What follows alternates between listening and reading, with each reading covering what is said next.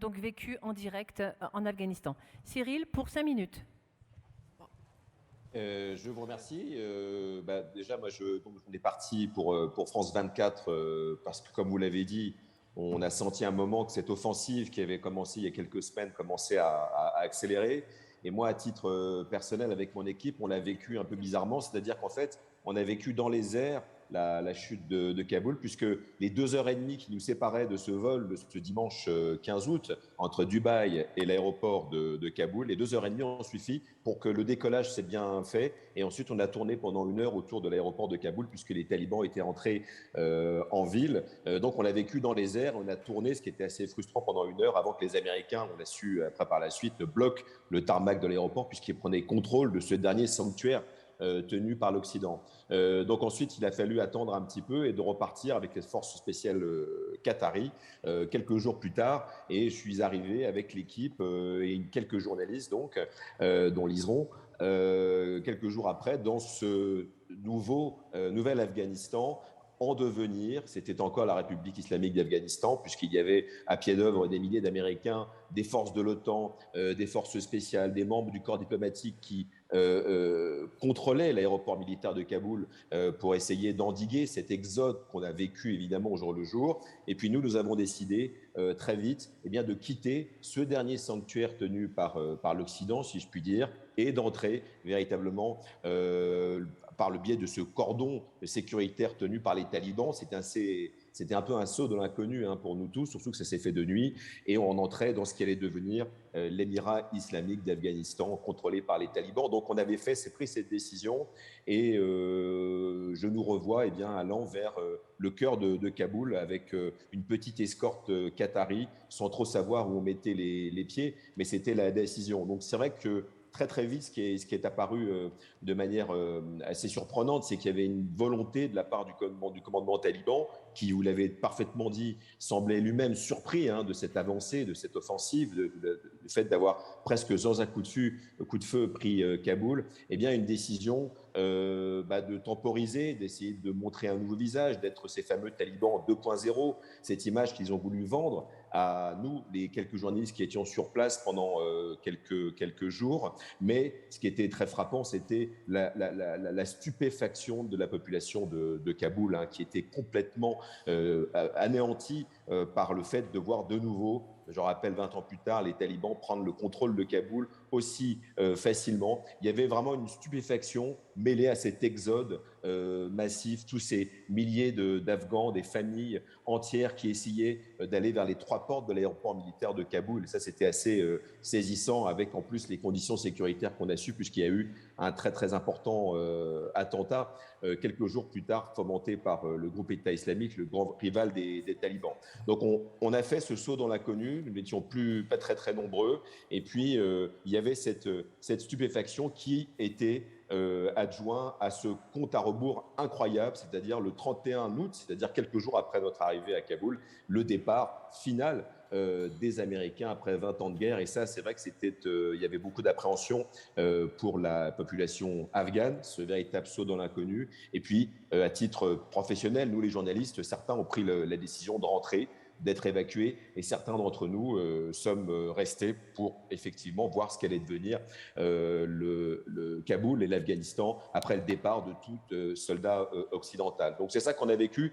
Ce qui est vrai, c'est qu'après cette date butoir très importante, sans doute historique, de ce départ des Américains, dans des conditions, on le sait maintenant, très difficiles, puisque c'est une guerre perdue. Il y avait d'un côté les talibans qui paradaient. Ça, c'était incroyable de voir ces talibans qui revenaient en ville, qui tiraient en l'air, qui exultaient d'avoir vaincu la première armée du monde après des années de clandestinité et de lutte.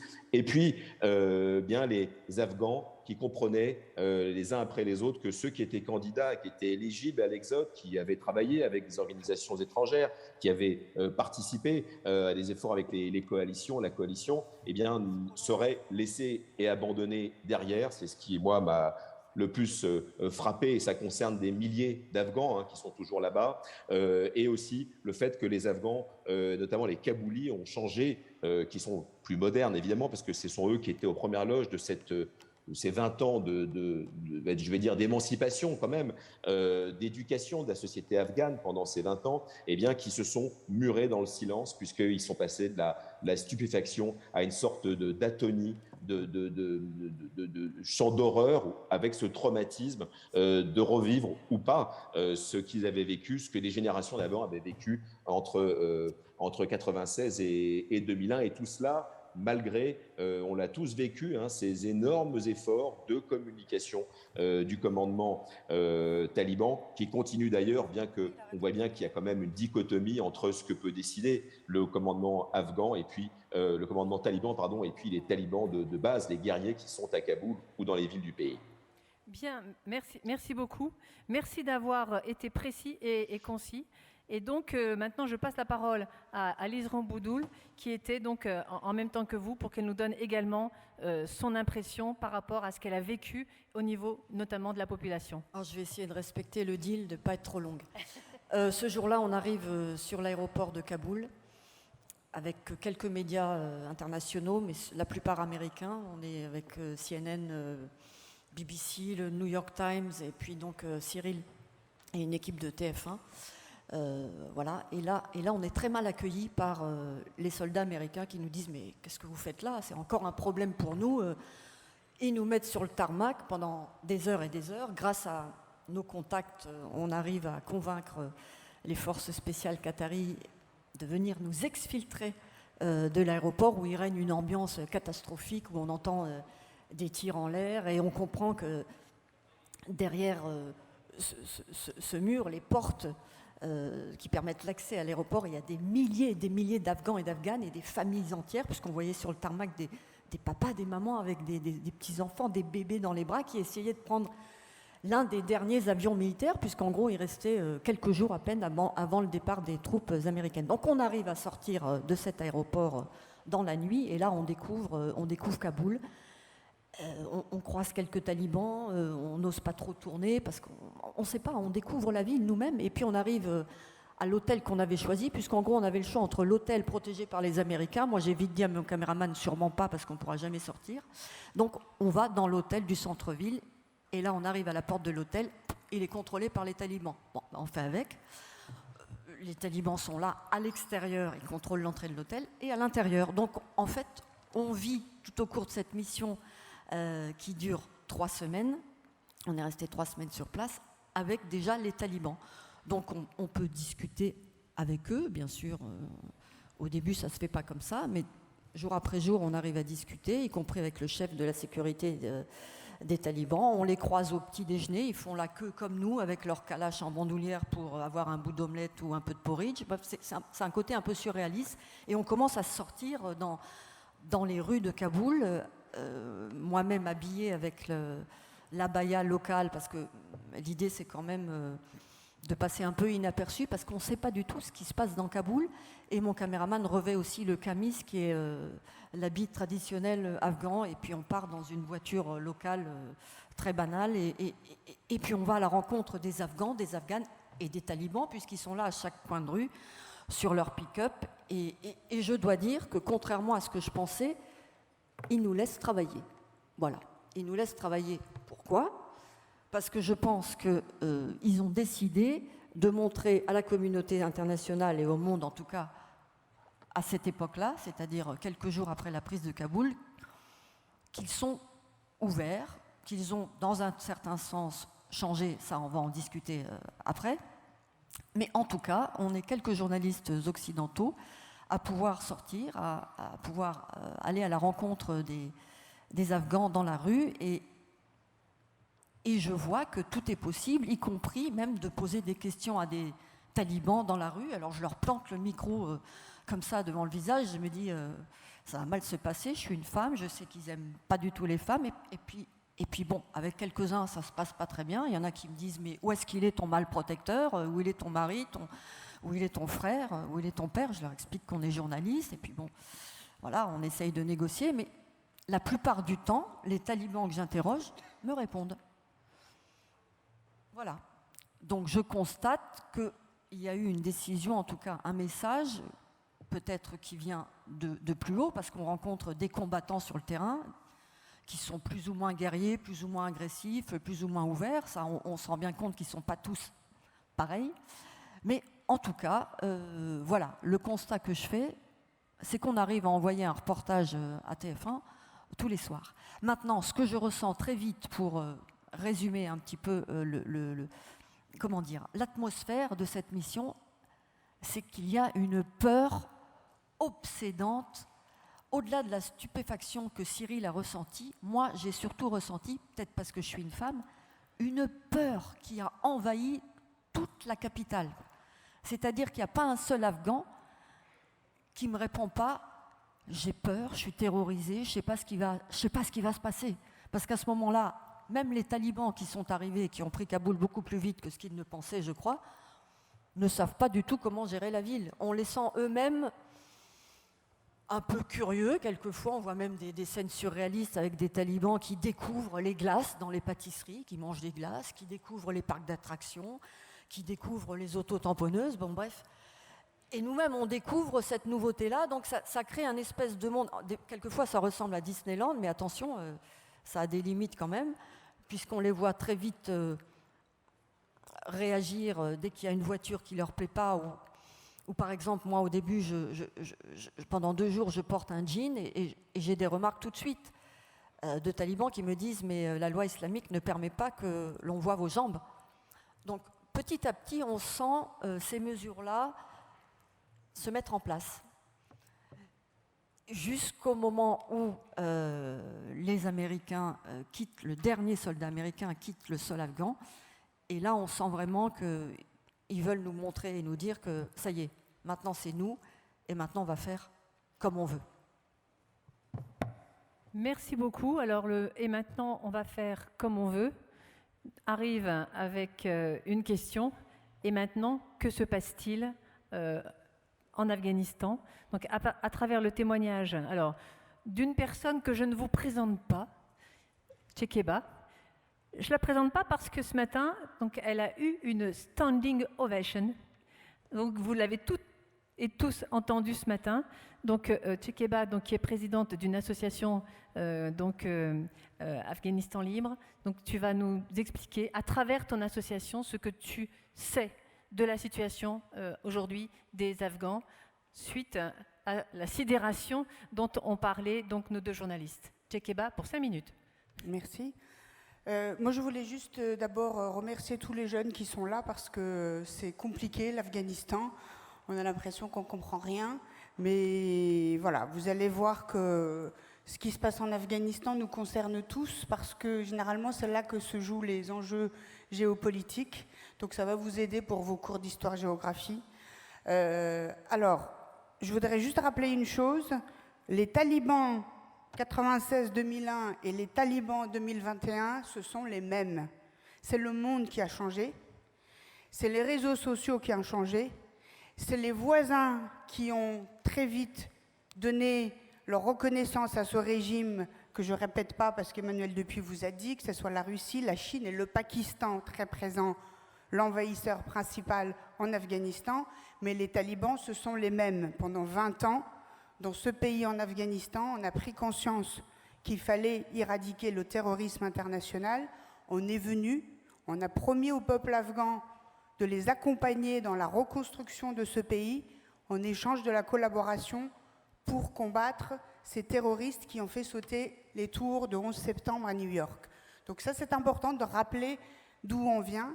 Et aujourd'hui, même si les géopoliticiens disent que l'histoire ne se répète pas, eh bien, malheureusement, en Afghanistan, c'est un exemple, encore une fois, l'histoire se répète. Donc, qu'est-ce qui se passe? Ils reviennent en 2021, mais ils sont soutenus par tous les voisins. Tout a été décidé déjà au préalable.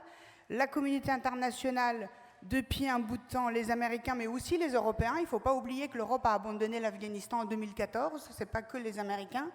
Il faut se le rappeler, en 2014, l'ISAF, les forces européennes et l'OTAN, tout le monde est parti de l'Afghanistan sans laisser aucune stratégie de sortie.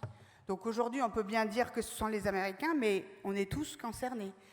Et on est sorti de l'Afghanistan en nous faisant avaler depuis 2 ans des négociations de paix, entre guillemets, où les Afghans eux-mêmes étaient absents, dans un pays tiers qui était Qatar, sur l'avenir de ce pays, en nous disant qu'ils allaient créer un gouvernement inclusif en mettant tout le monde dans ce gouvernement, etc. Le 15 août, vous avez pu voir, je ne vais pas répéter, ils sont arrivés, ils ont bien montré qui étaient les maîtres à bord.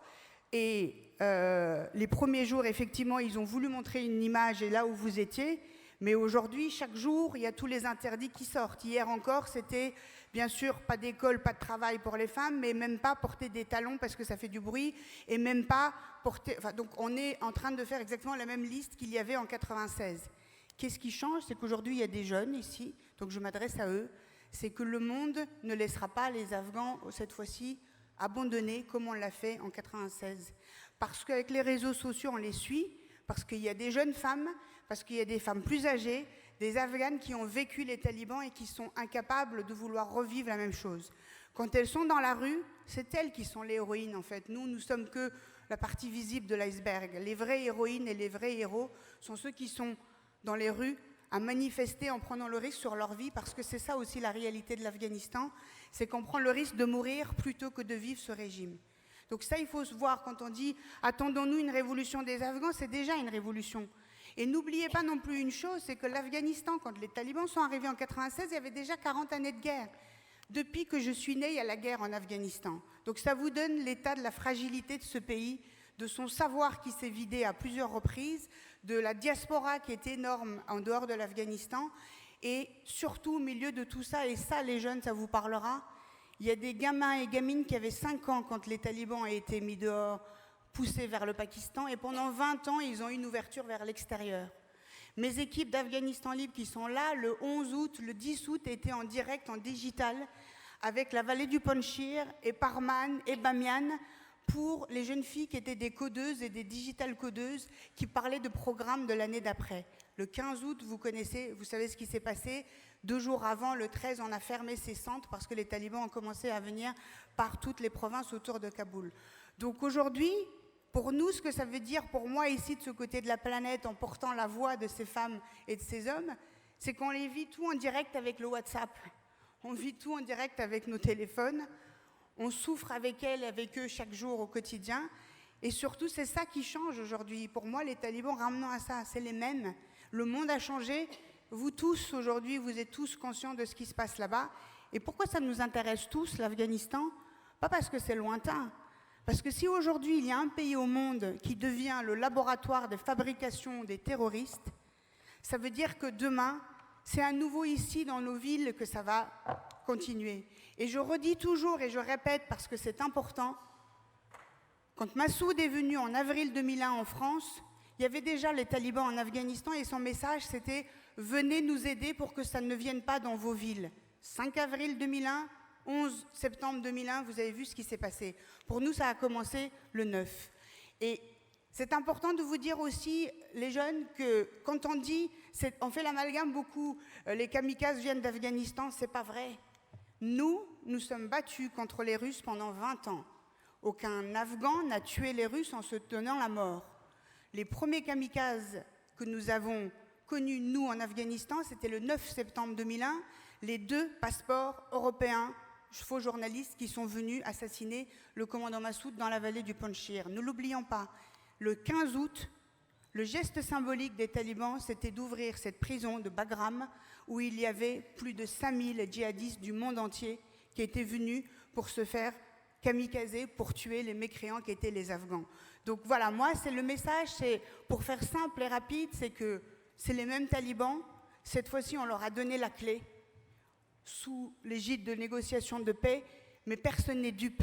Tout le monde le sait, les Américains le savent, l'Europe le sait, et malheureusement, c'est l'autre Shekeba qui souffre aussi, qui est l'européenne.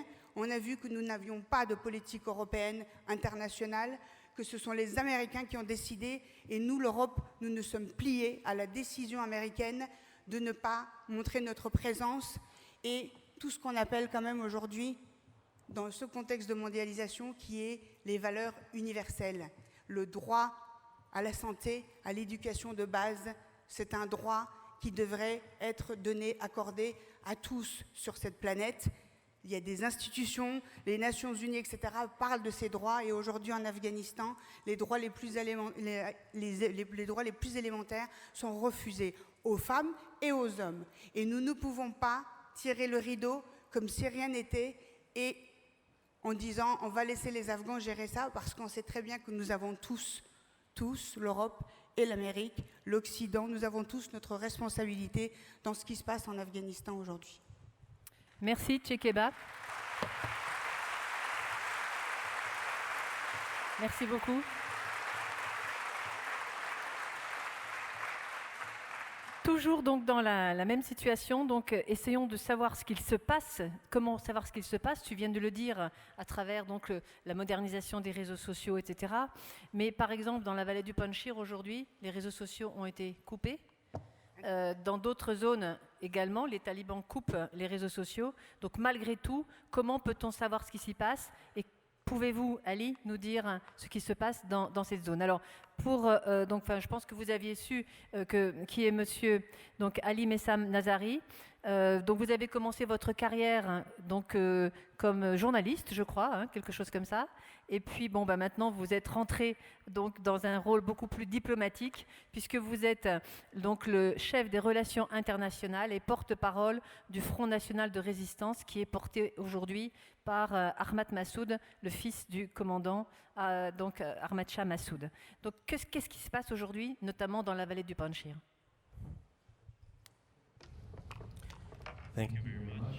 Merci beaucoup. C'est un honneur de participer à cette conférence, à ce forum. La situation, malheureusement, après ou depuis le 15 août, s'est vraiment détériorée en Afghanistan. Toutes les structures d'État, les forces armées ont été fragmentées.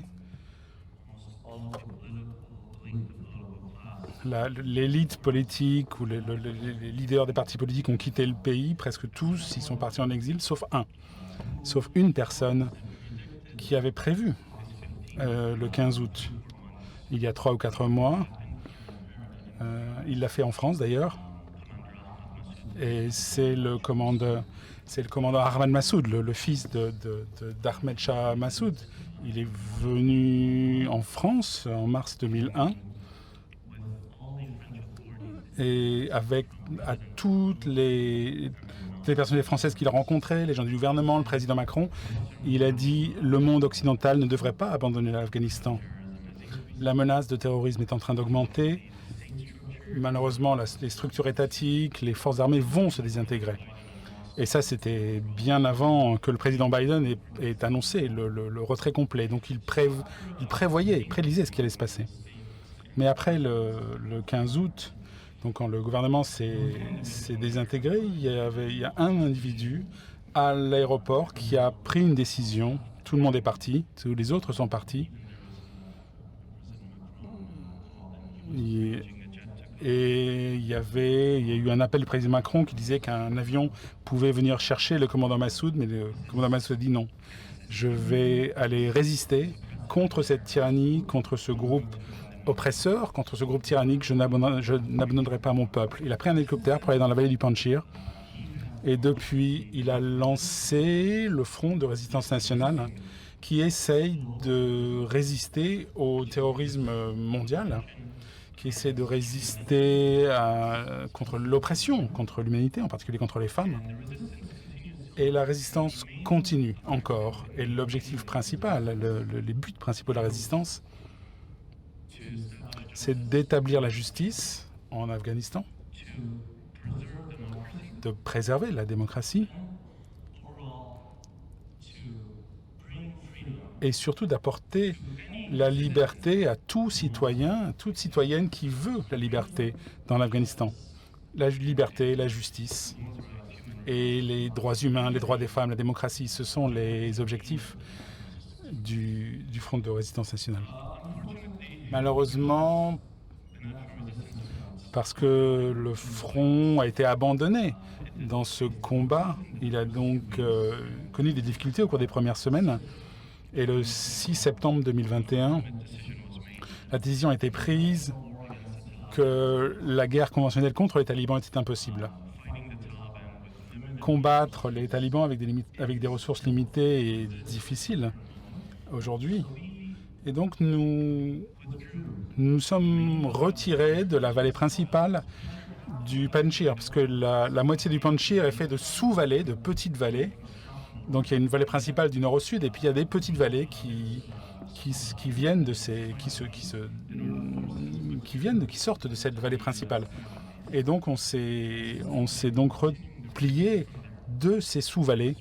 À partir de là, c'est une guerre non conventionnelle, c'est de la guérilla, mais la résistance continuera jusqu'à ce que nous ayons réussi à atteindre nos objectifs. Malheureusement, les médias de masse, d'après ce qu'on entend, il y aurait une guerre civile en Afghanistan. Et moi-même et mes compatriotes ne pensons pas que ce soit une guerre civile. Ce n'est pas une guerre interne entre des forces du Sud et des forces du Nord. C'est quelque chose qui est présenté par beaucoup de gens c'est quelque chose qui est présenté comme ça par beaucoup de gens dans les médias, mais nous ne sommes pas d'accord. Aujourd'hui, nous luttons et nous menons une guerre contre le terrorisme dans l'Afghanistan seul. Et c'est une guerre globale. Et c'est une guerre qui a commencé en 2001, comme l'a dit Mme Hachemi. Mais le commandant Massoud avait commencé bien avant 2001. Donc le monde nous a rejoints, nous a ralliés en 2001, mais nous a abandonnés en août 2021. Mais cette guerre contre le terrorisme international, qui a commencé bien avant septembre 2001, va continuer. Parce que malheureusement, il y a des milliers de combattants étrangers en Afghanistan. Et au cours de ces dernières années, des milliers sont venus en Afghanistan, d'Afrique du Nord, d'Irak et de Syrie, d'Asie du Sud, d'Asie centrale. Début septembre, avec l'offensive qui a été lancée contre la vallée du Panjshir par les talibans, il y avait plus de 500 combattants d'Al-Qaïda, arabophones pour la plupart, qui ont lutté aux côtés des talibans. Et puis il y a la partie pakistanaise, avec un soutien aérien aux talibans, avec des drones dans toute la vallée du Panjshir, qui ciblent les combattants de la résistance. Donc ce n'est pas une guerre civile, ce n'est pas une guerre intérieure qui n'aura de l'impact que sur l'Afghanistan. Si le Front de résistance nationale est abandonné, si la politique de l'Occident aujourd'hui, qui est ce désengagement, ignore complètement l'ignorance de ce qui se passe là-bas, de la même façon que l'Occident a ignoré l'Afghanistan après 1992, eh bien, ce conflit va se répandre en Europe et en Amérique. Et il pourrait très bien se passer ce qui s'est passé en septembre 2001. Donc il y a encore la possibilité d'empêcher le pire de se produire, principalement en soutenant les dernières forces démocratiques qui restent. Et les derniers alliés de l'Occident en Afghanistan, qui est ce front de résistance nationale. Sinon, le terrorisme reviendra en Europe occidentale et en Amérique. Et si ces dernières forces démocratiques sont vaincues sans le soutien de l'Occident, sans l'aide de l'Occident, eh bien c'est quelque chose qui sera nuisible à tout le concept de démocratie, de cette idée d'un monde libre, parce qu'aujourd'hui, les talibans, avec leurs alliés, que ce soit le Pakistan, la Chine ou les autres, eh bien, ils représentent l'autocratie, l'oppression, une société fermée. Ils sont contre la liberté, ils sont contre les droits, ils sont contre la démocratie et toutes ces valeurs que nous chérissons tous.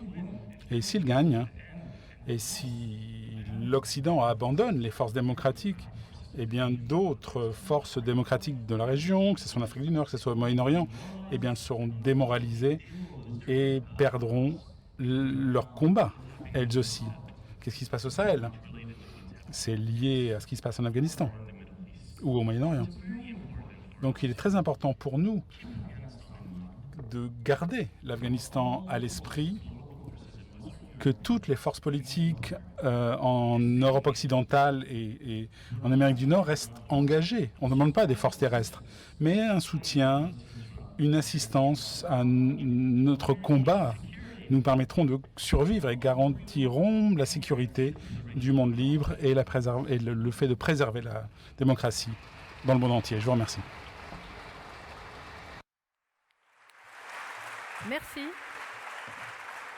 Merci beaucoup pour ce plan de situation et surtout pour le réalisme de vos propos. Et comme tu le disais, Tchekeba, ce qui se passe en Afghanistan nous concerne tous et on doit espérer que ça ne nous concernera pas comme ça l'a été en 2001. Alors maintenant, donc, on a eu ce panel un petit peu de la situation des événements. Donc, au cœur du sujet, ce sont les talibans. Et donc, on a entendu dire que les talibans avaient changé, que maintenant c'était des talibans modérés, c'est qu'ils étaient fréquentables. Alors la question c'est, ont-ils vraiment changé? Comment se sont-ils comportés pendant les négociations? Les fameuses négociations à Doha qui ont duré plus d'1 an. Est-ce qu'ils ont été respectueux de leurs paroles? Quelles paroles d'ailleurs ont-ils données? Et je vais d'abord donner la parole à Fawzia Koofi et ensuite à Michael Barry. Michael, vous vous préparez? Alors Fawzia, vous la connaissez, combattante pour les droits des femmes depuis toujours, pratiquement. Elle a été notamment à ce titre nominée pour le prix Nobel de la paix. Elle a été députée en Afghanistan de 2005 à 2019 et dans un pays comme celui-là, c'est pas facile. C'est déjà pas facile en France, n'est-ce pas, Nicole Hamlin? Merci d'être avec nous. Mais dans ce pays-là, c'est bien plus compliqué. Et elle a surtout participé aux négociations à Doha dans la délégation du gouvernement. Donc Fawzia, quel est votre sentiment sur les talibans avec lesquels vous avez donc participé aux négociations et ceux qui sont aujourd'hui à Kaboul pour 5 minutes?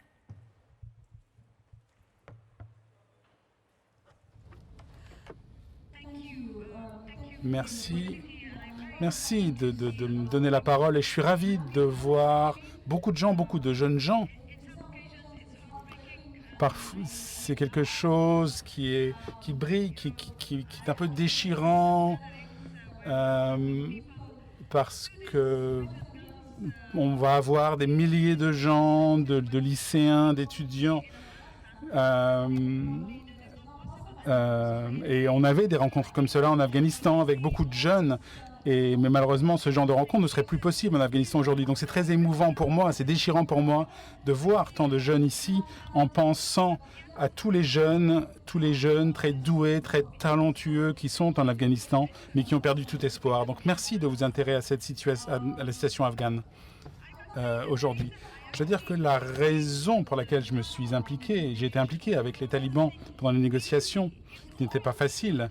C'est toujours difficile de parler avec des gens avec qui on partage des choses, mais c'est difficile de partager et de converser avec des gens, d'être impliqué de façon non violente avec un groupe qui ne pense et qui ne croit qu'à la violence. Donc c'était difficile et c'était quelque part un autre niveau de pouvoir des femmes, de droit des femmes, parce que je représentais mon pays face à des gens qui, 20 ans plus tôt et aujourd'hui toujours, considèrent les femmes comme des citoyennes ou des citoyens de deuxième classe. Même pas, comme des gens qui n'existent pas, comme des moins que rien. Donc j'avais le privilège de représenter mon peuple comme des gens qui avaient les mêmes droits. Donc c'est pour ça que j'ai voulu m'impliquer.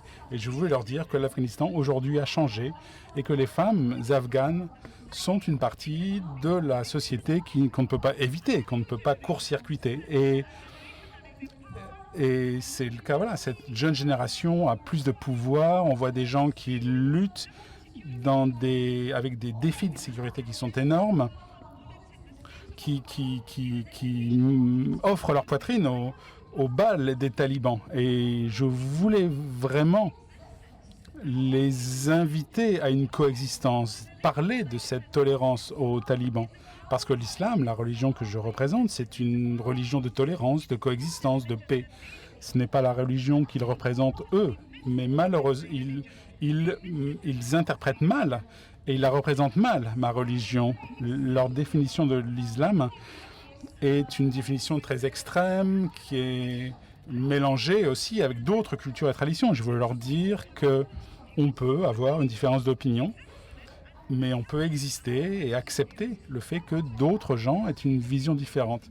Et c'est pour ça que j'étais une des premières à m'engager dans ces négociations. En Afghanistan, beaucoup d'organisations de la société civile et organisations de femmes critiquaient le fait que je me sois engagé dans ces négociations parce qu'ils pensaient qu'on ne devrait absolument pas avoir des contacts et parler aux talibans. Mais non, je suis d'une opinion différente. Je pense que la communication, que le fait de faire passer son message est toujours important.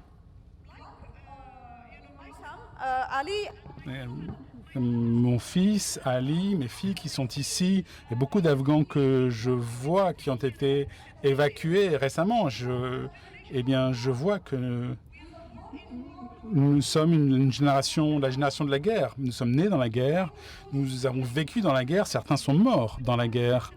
Et il faut avoir vécu ce genre de situation pour comprendre à quel point c'est douloureux. Je pense que c'est difficile à comprendre. Donc je voulais vraiment leur faire comprendre qu'on en a assez de la guerre, qu'on voulait vivre dans la paix, dans l'harmonie et travailler là-dessus. C'est pour ça que je participe à ces négociations. Mais quand les Américains ont signé un accord avec les talibans le 29 février 2020,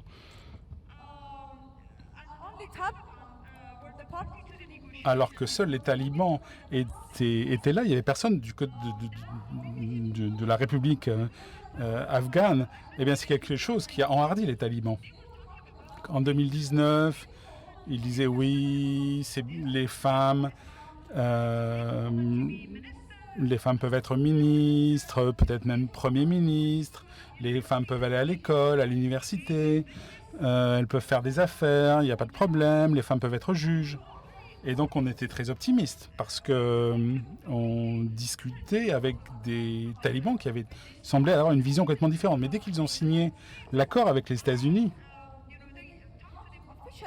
et que je leur ai parlé, ou je leur ai reparlé en septembre officiellement, l'an dernier, j'ai vu qu'ils n'étaient pas les mêmes qu'avant d'avoir signé cet accord avec les Américains. Ils étaient plus extrêmes. Ils avaient une ligne plus dure. Et ils n'étaient pas vraiment impliqués dans les négociations pour la paix. Ils avaient essayé de sembler modérés, gentils, avant de signer un deal avec les Américains, un accord avec les Américains, pour montrer au monde qu'ils étaient fréquentables, qu'on pouvait signer un accord avec elles. Mais dès qu'ils ont signé cet accord, eh bien, ils sont revenus à ce qu'ils étaient avant, les mêmes pratiques, les mêmes opinions. Mais on essayait.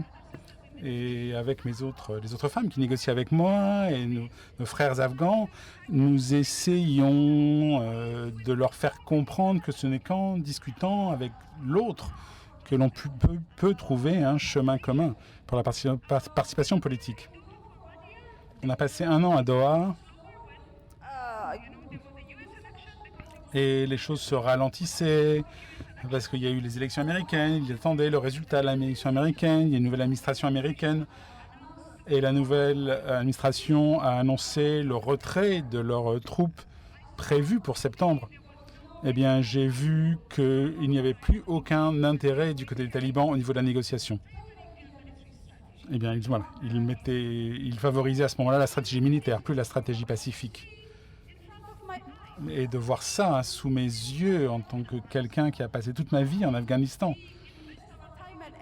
On avait passé beaucoup de temps, beaucoup d'énergie dans ce pays, mais j'ai aussi dépensé mon sang dans ce pays et j'ai vu tout s'effondrer sous les yeux et tout revenir à zéro à cause des erreurs de la communauté internationale. Oui, on avait un gouvernement corrompu. Oui, on avait un gouvernement qui essayait d'accaparer le pouvoir, mais il y avait d'autres facteurs internationaux qui nous ont amené à la situation où on est aujourd'hui. Donc on doit repartir de zéro, et c'est extrêmement douloureux de vous parler de ces problèmes. J'aurais voulu parler des réussites, j'aurais voulu vous parler de la fierté de notre nation. Nous sommes une nation fière mais opprimée. Et donc je vous implore d'être solidaires avec nous. Parce que si vous pensez que ce qui se passe en Afghanistan ne vous affectera pas, ce n'est pas vrai. Nous vivons dans un monde qui est tellement interconnecté. Nos sentiers, nos chemins se rencontrent. Nous devons être solidaires. Je vous remercie.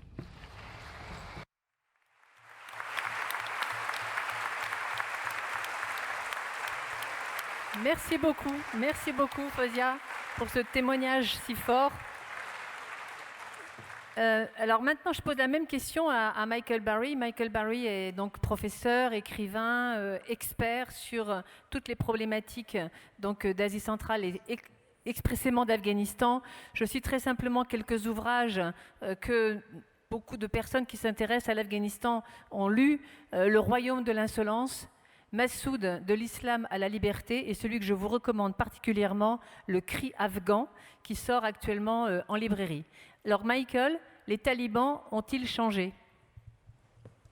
Bien sûr que les talibans n'ont pas changé, et la complexité de la question exige, pour être concis, une réponse à décomposer en plusieurs parties. Si vous voulez bien avoir l'indulgence de me laisser explorer ces différentes parties. Je voudrais commencer par dire la palissade, l'essentiel. Ce qui est en jeu, c'est une conception universelle des droits humains, oui ou non. Tout le reste, politique, stratégique, économique, vient en seconde zone. Mais d'abord, cette question centrale. La communauté internationale, après l'horreur de la Seconde Guerre mondiale, a adopté une déclaration universelle des droits de l'homme. 1948. L'Afghanistan de 1948 a été signataire de cette déclaration universelle, laquelle déclaration universelle préconise l'égalité des sexes, l'interdiction de la torture et l'interdiction de l'esclavage. Donc il faut bien mettre les choses dans le contexte, si j'ose dire, légal.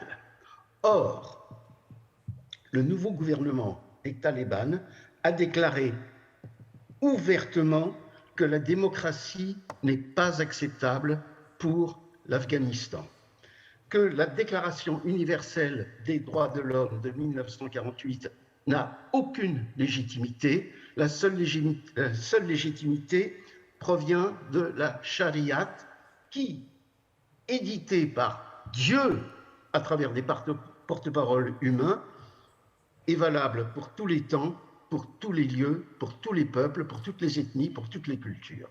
C'est donc une charia qui interdit l'idée que des groupes humains puissent, à travers des élections démocratiques, changer, modifier leur législation. Donc, la démocratie, dans le sens d'une liberté de la parole, liberté de la presse, liberté d'association, partis politiques, élections, sont déclarées nulles et non avenues.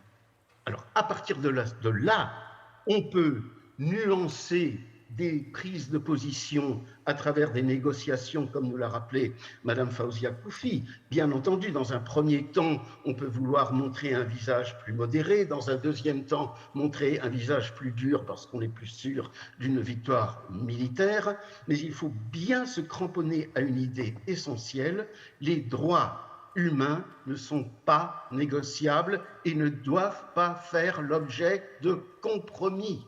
Le droit des femmes à l'éducation, au travail, à la participation à la vie politique et aux plus hautes sphères de responsabilité n'est pas quelque chose qu'on doit attendre comme un compromis, comme un don, comme une concession. C'est un droit inaliénable. Et il faut répéter cela parce que nous sommes face à un régime qui a proclamé un émirat, ce qui signifie très exactement une monarchie absolue. Haybatullah al-Khunzada est l'émir d'une monarchie où l'émir est entouré par des conseillers versés dans le droit coranique, mais dont les décisions ne sauraient être remises en cause par une quelconque opposition tant que l'émir tire sa légitimité de l'application implacable de la charia. Donc ce qui est en jeu, Ali ne veut pas que l'on parle de guerre civile, et je m'étendrai sur cette notion de guerre civile dans un second temps, si vous le voulez bien, mais il est vrai que tant en Afghanistan, depuis la première constitution royale de 1923, jusqu'aux pays du Golfe ou d'Afrique du Nord ou ailleurs dans l'espace islamique, cette espèce de tension qui existe depuis le début du XXe siècle entre les constitutionnalistes qui veulent introduire une législation reposant en dernier lieu sur la légitimité des urnes, monarchie constitutionnelle et autres, et les partisans du rétablissement intégral de la charia et de la seule charia comme loi divine appliquée par un émir, cette tension parcourt le monde islamique dans son entier et naturellement a retrouvé en Afghanistan un de ses champs de bataille les plus sanglants, à en opposer certains Afghans et d'autres Afghans, mais je suis bien d'accord, pas seulement d'autres Afghans. Je conclus cette première partie par dire, on peut se plonger dans la sociologie, les jeux politiques, les analyses fines des réalités locales, mais sans jamais perdre de vue qu'il s'agit de droits humains fondamentaux qui sont bafoués. Et je rappelle que jusqu'en 1992, plus aucun être humain sensible et se réclamant des droits de l'homme, de la femme ou du genre humain ne pouvait accepter l'apartheid en Afrique du Sud. C'était tout simplement inadmissible, inacceptable. Dans les chancelleries, on pouvait pousser en avant l'idée qui a pesé que l'Afrique du Sud était un allié essentiel contre l'influence soviétique dans le continent africain, et ainsi de suite, que l'Afrique du Sud avait son importance économique sur le plan de ses minerais, et ainsi de suite. Mais pour une partie essentielle de l'opinion mondiale, l'apartheid était condamné. Donc, je veux rappeler, parce que je ne veux pas jouer à l'expert, la gravité de l'enjeu va bien au-delà de l'expertise. Il s'agit d'un droit fondamental. Si le droit des femmes afghanes est nié, c'est le droit de l'humanité qui est nié. L'humanité tout entière, pas seulement les femmes afghanes, toutes les femmes, donc tous les êtres humains. Alors, à partir de là, oui, je veux bien jouer l'expert, je veux bien jouer le spécialiste régional, affiner l'analyse. Alors, faisons-le si vous le voulez bien. Je chercherai à résumer ce qui me semble être les points les plus importants. D'abord, le Pakistan est un État qui n'a jamais pardonné à l'Afghanistan en 1947 d'avoir voté contre son admission aux Nations Unies et de s'être aligné avec l'URSS de l'époque et avec l'Inde en réclamant au Pakistan la cession de certains territoires que les Anglais avaient annexés du royaume afghan en 1893 pour les laisser au Pakistan en 1947. Donc, une faille géopolitique.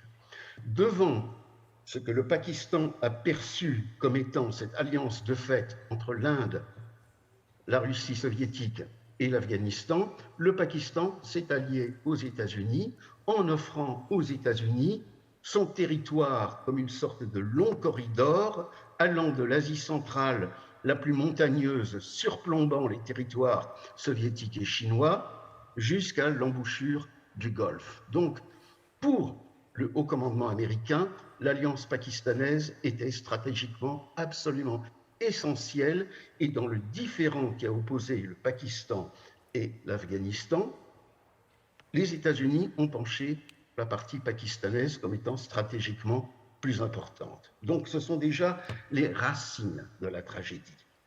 Plus l'Afghanistan va se voir absorbé dans l'orbite soviétique, plus le Pakistan va pouvoir asséner son argument central auprès de Washington. Si nous voulons empêcher Kaboul de contrôler son propre territoire, parce que Kaboul devient de plus en plus pro-soviétique, si nous voulons faire en sorte que l'influence soviétique recule en Afghanistan, il faut aider les forces les plus sunnites, intégristes en Afghanistan, d'une manière non seulement pour repousser l'influence soviétique, mais également pour repousser l'influence iranienne. Et les Américains, tout au long des années 80, ont accepté cette offre pakistanaise de gérer une résistance afghane que les Pakistanais ont cherché à pousser toujours plus dans le sens d'un intégrisme sunnite qui serait donc anti-chiite et anti-iranien, tout en étant aussi anti-marxiste-léniniste. Il y a eu cependant l'autre acteur essentiel et qui est la Chine, et cela me permettra de rebondir sur ce que je pense de la situation en tant qu'Américain. La Chine a fait la guerre à l'Inde en 1962. Aussitôt, la Chine et le Pakistan sont devenus des alliés. Le Pakistan a offert son corridor géographique permettant à la Chine d'accéder à l'embouchure du Golfe. Dans ce véritable mur de puissance soviétique ou pro-soviétique allant de la Mongolie à l'URSS proprement dite à l'Inde, tout au long des années 60, 70, 80, le Pakistan ouvrait à la Chine cette route inespérée pour atteindre la partie occidentale du continent. Quelles que soient les violations des droits de l'homme ou les dérives plus ou moins islamistes du régime pakistanais, il y a une entente fondamentale entre Pékin et Islamabad. Islamabad ne soutiendra jamais les contestations islamiques en Asie centrale chinoise, et plus le Pakistan étend son protectorat sur l'Afghanistan, plus la Chine elle-même trouve son influence s'accroître dans la moitié occidentale du continent. Donc voilà les grands enjeux stratégiques, et les talibans qui cherchent d'abord le pouvoir pour le pouvoir, donc concession pendant un certain temps, et puis ensuite se durcir, ont fait ouvertement appel à la Chine pour industrialiser le pays, pour développer l'exploitation des minerais, pour éventuellement assurer une surveillance électronique toujours plus fine des poches de dissidence dans le pays. Bref, le protectorat virtuel chinois sur le Pakistan, où l'influence américaine, en se retirant, laisse l'espace pakistanais véritablement dans la grande zone d'influence chinoise, l'Afghanistan des talibans s'y ajoute et donc renforce cette puissance chinoise. Et là, c'est l'Américain qui parle. Je suis consterné par l'incapacité de mon président de la République à lire une carte géographique, à vouloir pivoter sur la Chine, comme il dit, pivot to China, en prenant la Chine pour une plage le long du Pacifique, faisant face à la Californie. Et la Chine est une grande puissance en Asie centrale. La Chine pèse de tout son poids accru sur le Moyen-Orient, et l'Afghanistan et le Pakistan, d'ores et déjà, dans le cas de figure actuel, sont en train de passer dans la grande zone d'influence chinoise. Je rappellerai vis-à-vis de la grande question, et j'essaie de terminer, la terrible question consistera à dire qu'est-ce qu'on fait pour les populations afghanes qui vont peut-être même mourir de faim. Et je rappelle que les puissances totalitaires ont eu, depuis le début du XXe siècle, ce double jeu extrêmement fin qui consiste à river leur autorité par les massacres, la terreur, cette peur dont on a parlé, en étouffant, si possible, toutes les poches de résistance, puis se tourner vers les puissances démocratiques en disant « notre population meurt de faim, aurez-vous la cruauté de leur refuser de l'aide ?» Mais à partir du moment où vous distribuez de l'aide à la population russe, je pense à l'époque bolchevique au début des années 20, ou à la population afghane aujourd'hui, il vous faudra passer par le régime des talibans qui de toute façon se fera financer ou non dès ce pays, dès ce gouvernement surtout, il se fera financer pour ce qui compte, l'électronique et les armements, par la Chine et par le Pakistan. Donc vous voyez que l'enjeu et le dilemme sont terribles. Bien, merci beaucoup, merci infiniment.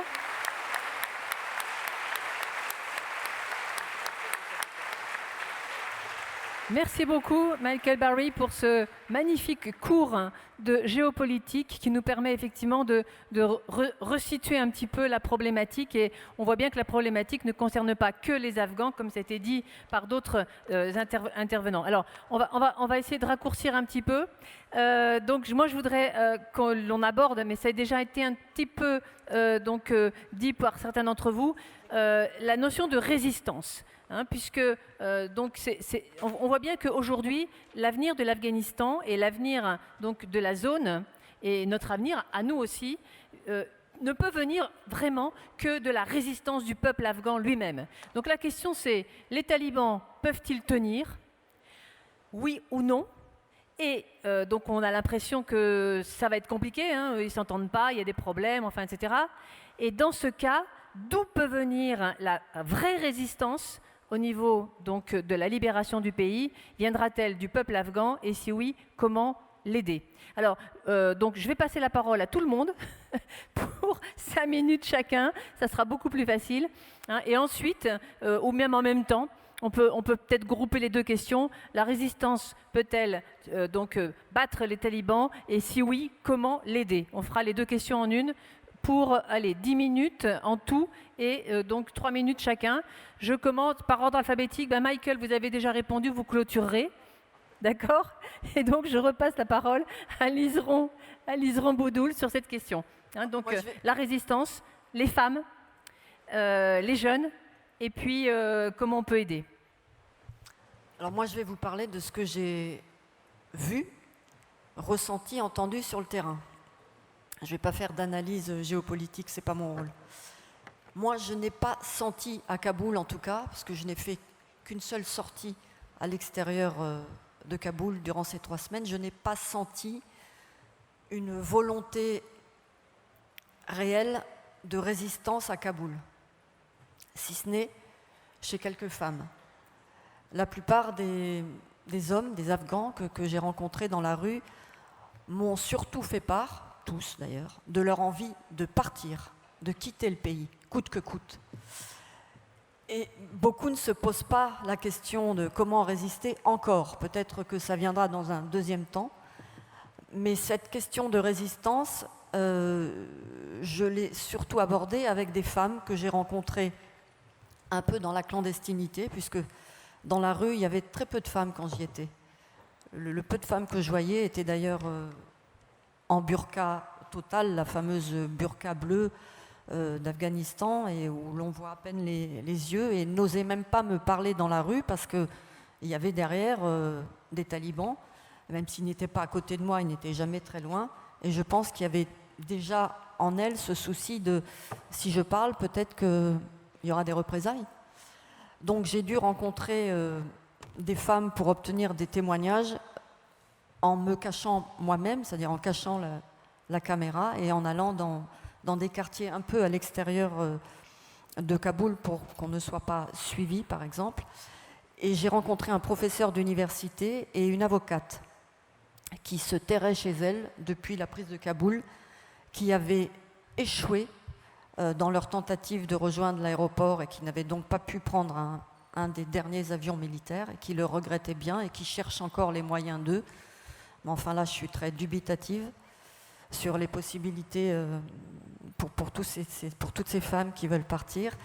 Elles m'ont dit qu'il fallait résister. D'ailleurs, elles ont, et c'était un exemple très concret et très révélateur pour moi, elles ont refusé qu'on masque leur visage dans les reportages, en me disant que, justement, elles voulaient montrer ce visage au monde que les talibans veulent cacher. Et je pense que c'était déjà un message très fort. Maintenant, elles m'ont demandé de faire passer aussi ce message, et ce message, c'était « Ne nous abandonnez pas. Ne nous abandonnez pas et essayez de venir nous sauver », parce qu'elles ne voient pas comment résister face à ce nouveau pouvoir qui, finalement, ne montre pas beaucoup de signes d'ouverture. C'est un peu la ligne dure que l'on voit à l'heure actuelle. Alors ça ne veut pas dire, selon moi, qu'il ne faut pas continuer à peser à faire pression sur les talibans, parce que je pense que la grande erreur serait de vouloir activer une résistance par les armes, mais exclusivement militaire, et d'oublier qu'il faut aussi utiliser les canaux de communication et ne surtout pas les rompre. D'ailleurs, avec Faiza, on a déjà travaillé sur un petit bout de projet qui va dans ce sens-là, et je pense qu'il faut maintenir cette pression. Voilà, pour faire court. Merci beaucoup, Liseron. Donc, je continue par ordre alphabétique. Chekeba. Moi, j'aimerais juste rappeler une chose. Je ne vais pas faire de cours d'histoire comme Michael Barry, parce qu'il le fait tellement mieux que moi, Michael, depuis toutes ces années. La résistance d'un côté, un peuple avec la résistance au moins 4 ou 5 fois depuis 40 ans contre les Russes, contre la guerre civile, après à nouveau les talibans, après à nouveau un régime corrompu, après à nouveau les talibans qui reviennent, le pays qui se vide, plus de 20 millions de personnes en dessous de seuil de pauvreté. Vous êtes des mamans dont les gosses n'ont pas à manger. Un paquet de farine coûte au bazar de Kaboul, aujourd'hui on ne parle même pas de zone rurale, plus de 25 € alors que le salaire moyen est de 48 $ ou 68 $. La résistance, alors que vous manifestez à Kaboul et que vous retrouvez à Badakhshan pendu, lapidé, et que votre famille n'a pas le droit de prendre votre corps pendant 3 jours et pas prendre de photos. Le photographe Mortaza Samadi qui s'est fait assassiner il y a 3 jours parce qu'il avait pris l'image de ces femmes qui manifestaient.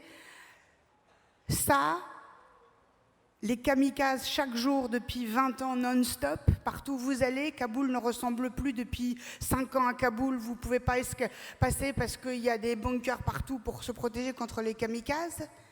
En France, nous avons eu Charlie et Bataclan. Nous sommes en train de vivre le procès Bataclan. On l'a eu une fois. Nous sommes la 5e puissance du monde.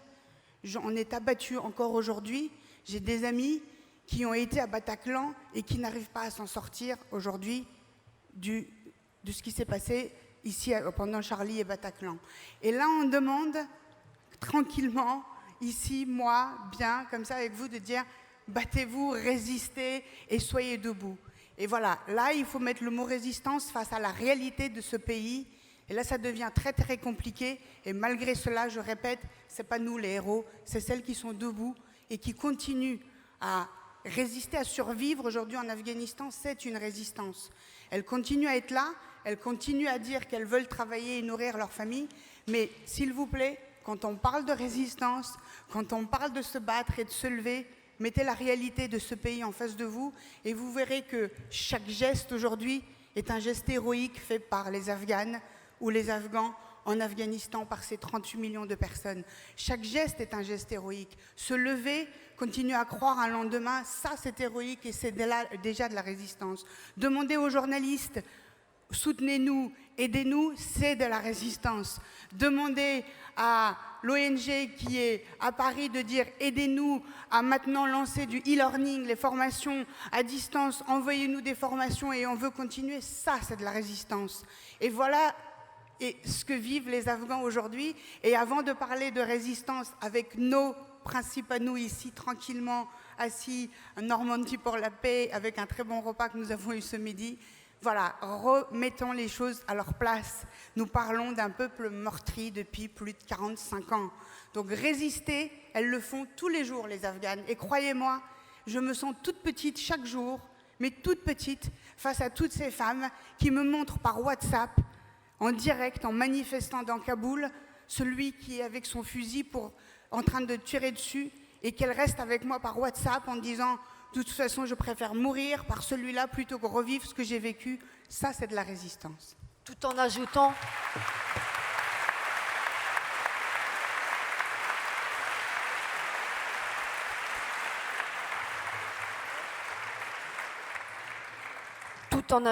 que ce que j'ai ressenti moi et qui devient de plus en plus probant, c'est que la priorité maintenant pour les Afghanes et les Afghans, c'est comment manger demain. Et il ne faut pas l'oublier. Et ils vont avoir besoin de notre aide et de notre aide humanitaire très très vite. Parce que sinon on va assister à une catastrophe humanitaire dans ce pays dans très peu de temps. Tout à fait, ça c'est quelque chose de primordial et j'espère qu'on va pouvoir aborder cela à travers les questions. Fawzia, comment aider les Afghanes notamment malgré tout, à résister. Que pouvons-nous faire pour les Afghanes et pour les Afghans qui résistent? Well, we know of fighters. On sait que les talibans, c'est un groupe de combattants. Donc, ils s'uniront très très rapidement si on voit qu'il y a un combat militaire contre eux. C'est pour ça qu'il y a eu une défaite dans le Panjshir, parce qu'ils ont attaqué le Panjshir sous tous les angles. Mais ils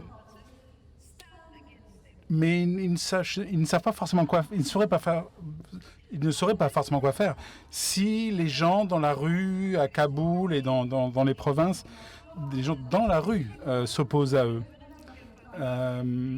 Les femmes qui avaient des enfants ont perdu leur emploi. Il n'y a plus d'emploi pour les femmes, notamment les fonctionnaires femmes. Et les 50 ou 100 dollars par mois, c'est pour les gens qui travaillent. Mais la majorité de la population ne travaille pas. Donc c'est facile de parler de ça. Mais être dans cette situation-là, c'est quelque chose qui est extrêmement différent. Donc je pense que la résistance continuera. Je pense qu'elle s'étendra. Et cette résistance-là peut affaiblir les talibans, parce qu'ils ne savent pas gérer une population avec des femmes qui seront en première ligne de cette résistance. Donc je pense que cette résistance peut aider, et je pense qu'il est important de soutenir le peuple afghan sur ce plan-là. Il faut qu'il y ait un gouvernement qui fasse sens, qui soit représentatif, avec des minorités ethniques, avec des groupes religieux différents et des femmes. C'est un pays qui est constitué de minorités. Et il ne survivra pas si les gens ne voient pas des représentants de ces minorités dans ce gouvernement. C'est la première chose. Et le Taliban doit également respecter les droits d'une nation qui n'est pas celle de 1996, de 2001. C'est une nation qui s'est émancipée. Et il y a des jeunes générations, quand je vois les gens de mon parti, d'autres groupes sociaux, des hommes également, qui vont manifester, il y a une majorité de femmes, mais des hommes vont se lever pour protéger les droits des femmes dans des conditions extrêmement difficiles. Donc voilà, il faut que les talibans s'engagent à respecter ces droits-là. Mais les talibans ont inspiré beaucoup d'autres groupes extrémistes par leur victoire, entre guillemets. Beaucoup de groupes djihadistes, pas seulement dans la région, dans le monde entier, feront la même chose que les talibans. Et ils utiliseront, encore une fois, l'exemple taliban. La résistance militaire, c'est quand il n'y a pas d'autre choix. Et les gens n'ont pas le choix en Afghanistan. Et nous résisterons. Il y aura une résistance par les armes, mais nous, notre résistance, c'est une résistance civique, une résistance civile. Et le monde regardera ce que font les talibans, leurs associations avec d'autres groupes extrémistes militaires. C'est la peur principale, Emmanuel, vous en parliez. Et ma peur, c'est que ceux qui ont lutté avec les talibans ou contre les talibans, comme l'État islamique, ils vont tous s'allier parce qu'ils vont inspirer d'autres groupes extrémistes. Et les conditions sont là. Et pour qu'il y ait une progression. Donc il faut que nous restions engagés pour que nous puissions résister. Parce que sinon, nous serons dans une situation très très difficile et dangereuse au niveau international. Il ne faut pas leur donner un chèque en blanc aux talibans. Je suis resté à Kaboul pendant 3 semaines parce que je ne voulais pas quitter l'Afghanistan. Ce pays m'a donné tant d'amour, tant de respect. Je voudrais lui rendre ce respect et cet amour. Je ne voulais pas partir. Et j'étais en négociation en négociation avec les talibans. Et au moment de partir, je ne voulais pas partir dans un avion militaire. Je voulais prendre un avion civil. Et les talibans m'ont dit, vous pouvez partir, mais n'allez pas en Europe. Mais si, je voulais lutter contre les talibans. Je ne voulais pas leur donner ce chèque en blanc. Je vous remercie. à notre autre intervenant qui est en visio, je vous pose la même question. Comment peut-on aider aujourd'hui les Afghans à résister pour reconquérir le pouvoir? Et ensuite, je passerai la parole à notre ami Ali. 5 minutes.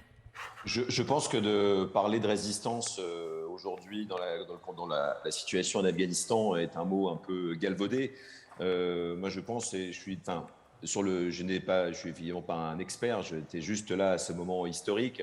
La seule résistance pour des millions d'Afghans, c'est la survie. On ne veut même pas leur demander, et je suis tout à fait d'accord avec ce que j'ai entendu précédemment, d'être résilient. Résilient de quoi? Et au regard de quoi aussi? Quand on voit, et ça, moi, je l'ai vécu et je ne l'oublierai jamais, sans être un chercheur sur la géopolitique de la région ou de l'Afghanistan, mais l'abandon, le degré d'abandon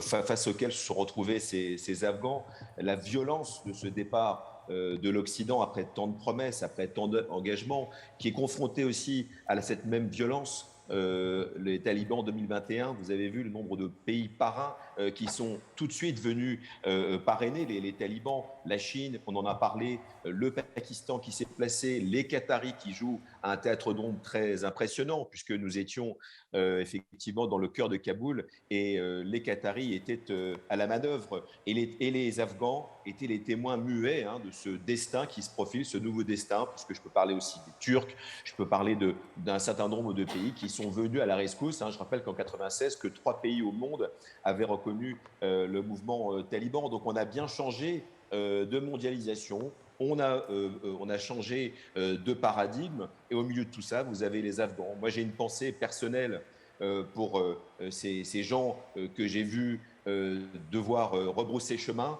Les images ont fait le tour de la planète et puis on est passé à autre chose. C'est comme ça, c'est malheureusement aussi la réalité de notre métier, nous journalistes, mais de voir ces milliers de familles qui se pressaient aux abords de cet aéroport militaire de Kaboul pour tenter leur chance, alors qu'on le savait de nombreux jours avant le départ des Américains, avant le départ de tout l'arsenal de la logistique d'exode de l'Occident, c'est-à-dire avant le 31 août. Les gens savaient très bien qu'on ne pouvait pas passer, c'était extrêmement difficile, c'était totalement scellé. Les Américains scellaient l'abord de l'intérieur de l'aéroport et les talibans interdisaient de passer. C'était des scènes terribles qu'on voyait chaque jour. Et il y avait toujours, c'est ça aussi, cette forme de résistance, cette volonté de survivre et de partir à tout prix. Et donc, à titre personnel, il y a ça qui a été terrible humainement, puisqu'il s'agissait de femmes, d'enfants, d'hommes, de familles entières, qui ont d'ailleurs été aussi tués dans les attentats, une fois de plus. Mais ça aussi, à titre personnel, ça a un visage.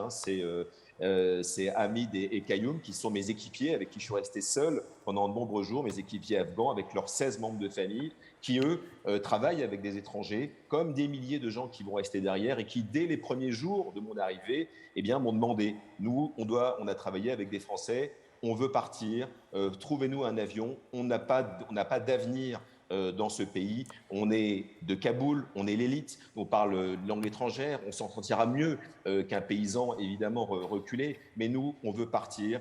Et Hamid me disait, j'ai 2 enfants en bas âge, il n'y a aucun avenir pour mes enfants dans un Afghanistan qui a été abandonné aussi violemment, dans un Afghanistan qui est aux mains de ces talibans, quel que soit ce visage qu'ils puissent montrer. Donc, parler de résistance aujourd'hui, c'est un peu un mot effectivement qui n'a pas la même résonance, qui n'a pas la même signification dans un pays et qui, encore une fois, a été tellement violemment abandonné que c'est honteux. Et moi, personnellement, je le porterai très très longtemps, cette honte, et je continue à militer pour au moins sortir, et c'est ça la résistance, les 16 membres de la famille de mes 2 équipiers afghans. Merci beaucoup. Je pose la même question à notre ami Ali. Malgré tout, ce que vous avez dit, le fait simplement, ce qu'a dit Chekeba, le fait simplement de vivre au quotidien dans des conditions extrêmement difficiles, périlleuses, voire Bon, moi, je fais une petite parenthèse. J'ai beaucoup été en Algérie dans les années 92 à 97, les années noires. Eh bien, on ressentait à peu près la même chose. Où mes amies algériennes disaient plutôt mourir debout que vivre à genoux. Et rien que vivre, rien que emmener ses enfants à l'école, c'était déjà pratiquement risquer sa vie. Donc moi, c'est l'exemple que j'ai gardé de cette résistance, qui était plus une résistance effectivement morale à l'époque. Mais bon, et elles ont tenu. parce qu'on ne les a pas abandonnés. Donc, que faut-il faire aujourd'hui, nous, Ali, pour ne pas vous abandonner?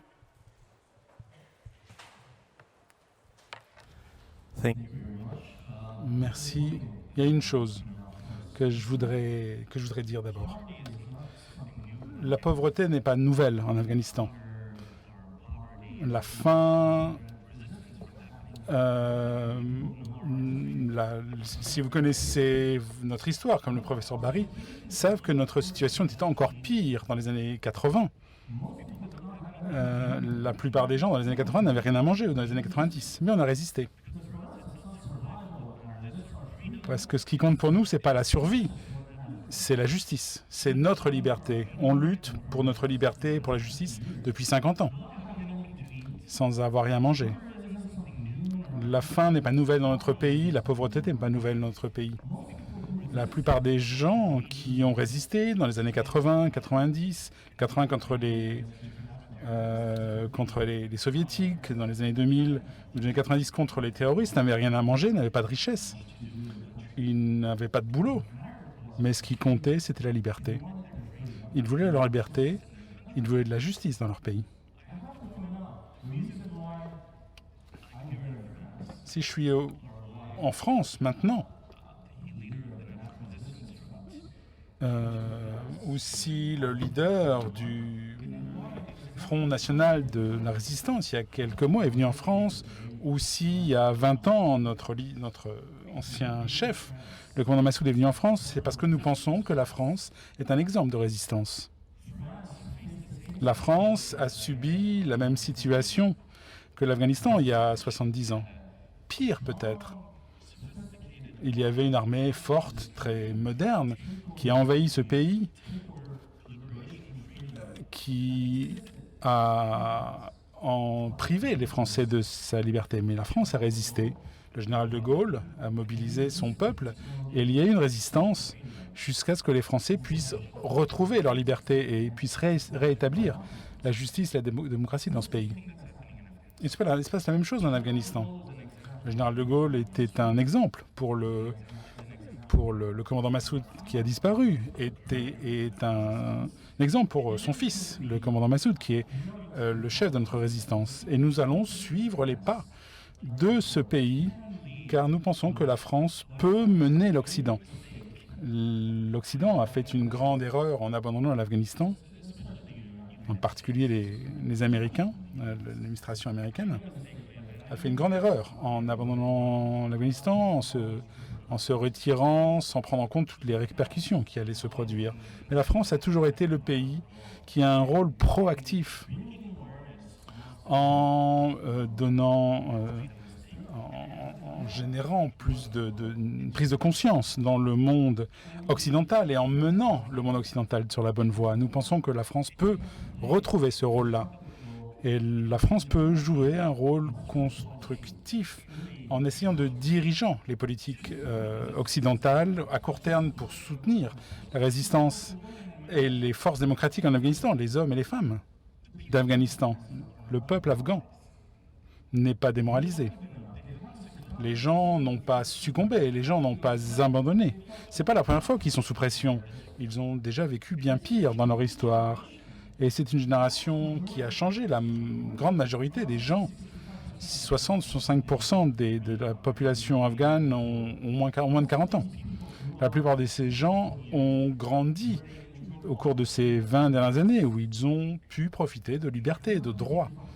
Ils n'abandonneraient pas la liberté. Ils résisteront. Même si ça veut dire qu'ils seront amenés à perdre la vie. Parce qu'une fois qu'on a goûté la liberté, on ne peut pas faire marche arrière. Et une chose dont je peux vous assurer, c'est que le Front National de Résistance, puisque je le représente ici, nous continuerons notre résistance avec les ressources limitées que nous avons. Même si nous n'avons pas le monde à nos côtés, même si nous n'avons pas le soutien du monde, nous continuerons à résister jusqu'à ce que chaque citoyen, quel que soit son groupe ethnique, son genre, sa religion, jusqu'à ce que chacun de ces individus qui veut la liberté obtienne cette liberté.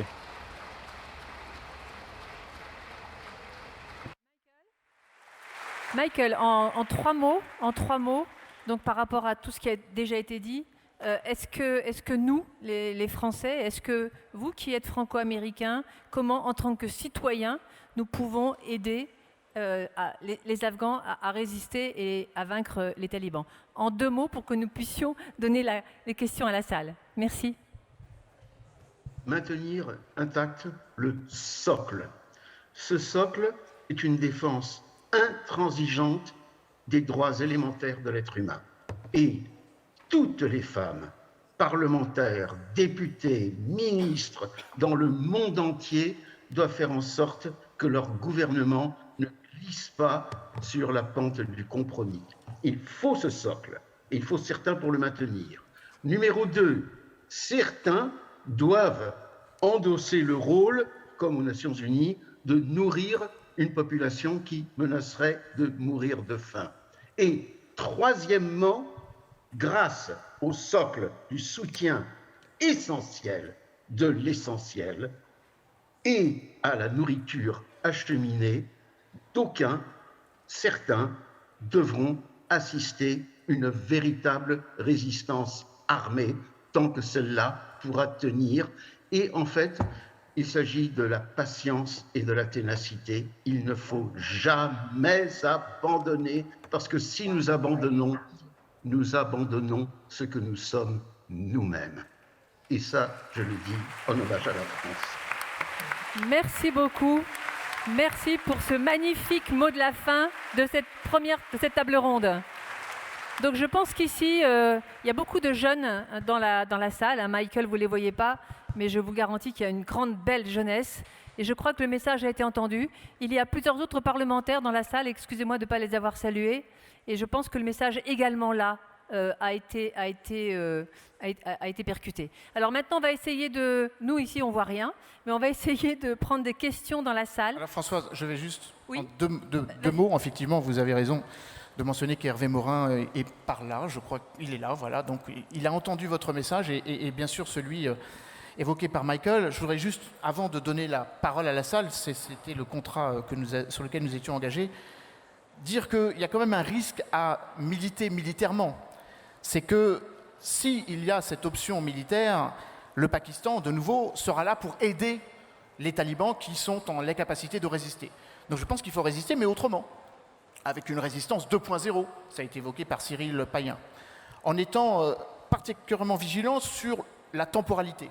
L'hiver approche, les stocks d'essence diminuent, le matériel militaire que les Américains ont malencontreusement ou maladroitement laissé n'est plus maintenu. Les pilotes ne sont plus là. Donc je crois qu'il faut aussi accompagner le délitement par l'intérieur et peut-être s'attendre à une explosion liée aux dissensions entre les talibans. Les talibans ne sont pas unifiés. Le réseau Haqqani, qui est en gros la marionnette des services de renseignement pakistanais, les talibans que vous avez connus, ma chère Fauzia, à Doha, qui sont peut-être plus ouverts, en tout cas qui ont eu l'habitude pendant 1 an de dialoguer avec vous, donc qui ont entendu un autre narratif. Et puis bien évidemment, la désillusion, ça a été évoqué par Cyril Payen, le Qatar, d'une phrase, il y a quelques heures, Joseph Borrell et le ministre des Affaires étrangères du Qatar, Mohamed Ben Abderrahmane Al Thani, tous les deux ont dit qu'ils étaient particulièrement déçus, donc désillusionnés du fait que les talibans n'écoutaient pas les conseils qu'ils leur ont donnés. Donc je crois beaucoup au fait que nous avons quand même des moyens de pression sur le voisinage, le Qatar.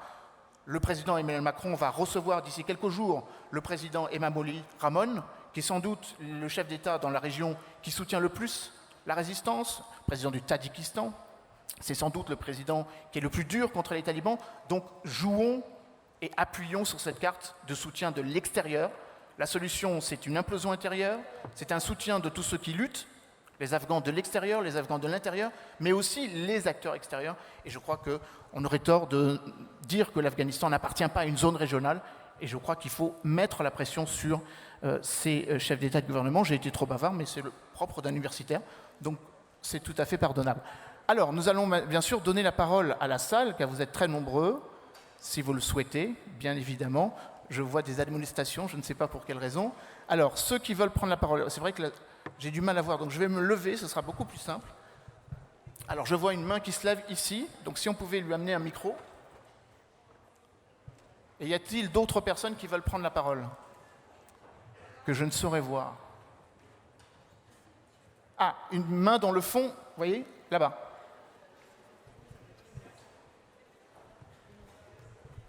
Allez-y.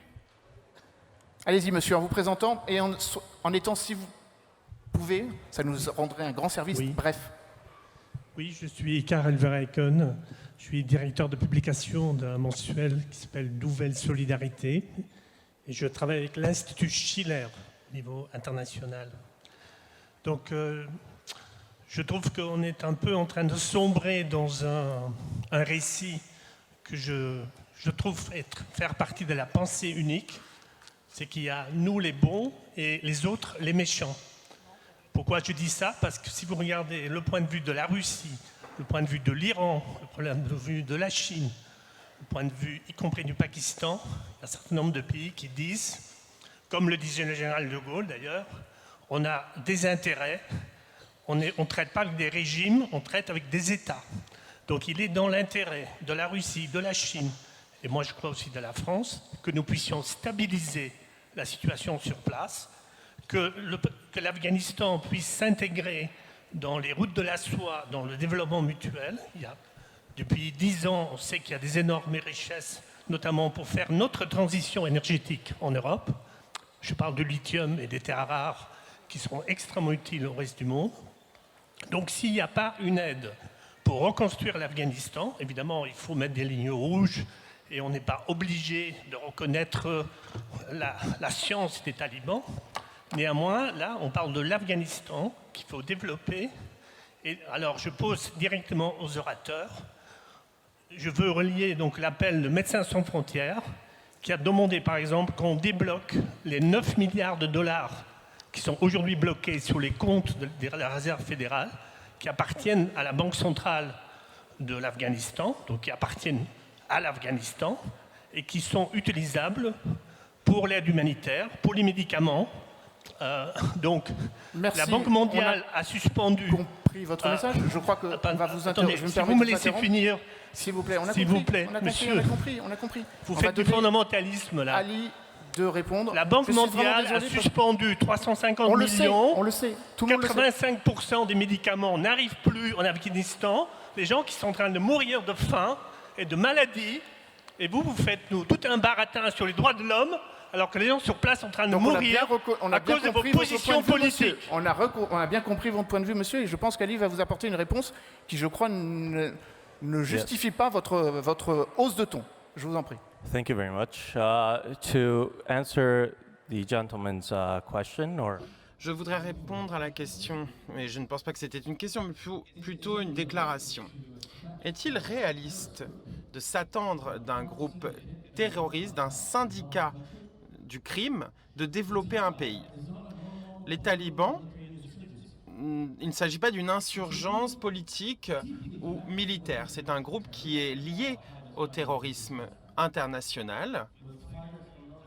Al-Qaïda se bat avec des combattants du Moyen-Orient, d'Afrique du Nord. C'est un cartel de drogue. Les talibans, et d'ailleurs l'agence des drogues aux États-Unis en a fait un rapport. Leur direction est liée à la production de l'héroïne et autres drogues. Est-ce qu'ils vont développer un pays? Regardez le gouvernement, soi-disant gouvernement qu'ils ont annoncé. Il n'y a pas de technocrates, pas de bureaucrates, pas d'experts. Ce ne sont que des personnes non éduquées, des religieux sans éducation qui ont passé 2 ou 3 ans dans des madrassas. Et nous savons ce que c'est. Et maintenant, ils gèrent le secteur de la santé publique, l'éducation. Le doyen de l'université de Kaboul, un compatriote, l'avait dit, Madame Koufi l'a dit. Le doyen de l'université de Kaboul, et tous nos concitoyens l'ont entendu s'exprimer. Plutôt que de concentrer sur l'éducation, il se concentre sur la manière dont les femmes devraient s'habiller. À quel point l'éducation n'a pas d'importance.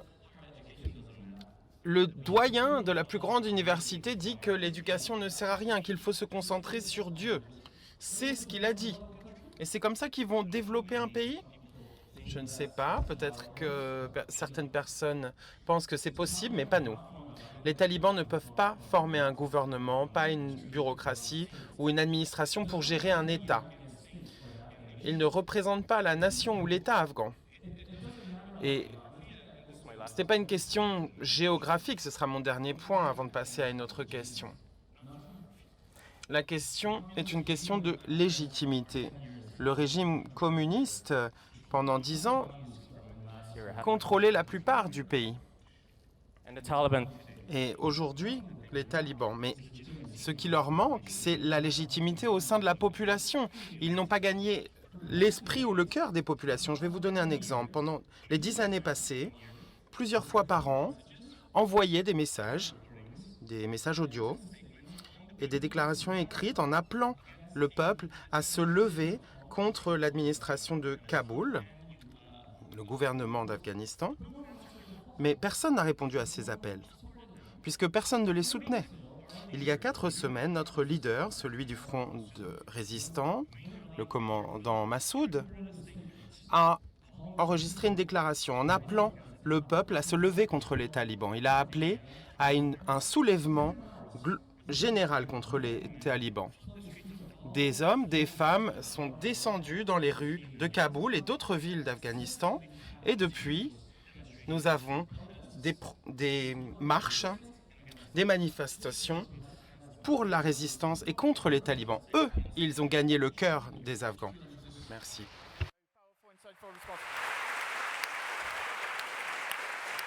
J'avais vu une main se lever.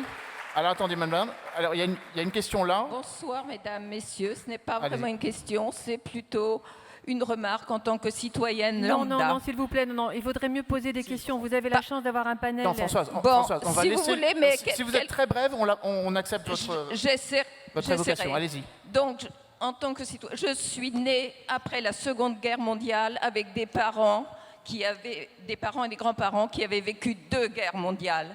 Donc j'ai toujours entendu dire, nous sommes bien au Forum de la paix, je ne me trompe pas. J'ai toujours entendu dire, plus jamais ça. Si nous sommes ici présents, c'est aussi pour dire la paix, défendre nos concitoyens. Est-ce que notre premier engagement, moi, devant chacun d'entre vous, je vois d'abord un homme à qui je dois le respect, et s'il est en difficulté, je dois l'aider, quelle que soit sa nationalité, sa couleur, ses difficultés. Donc, en tant que citoyen, moi je me dis qu'est-ce que je peux faire humainement.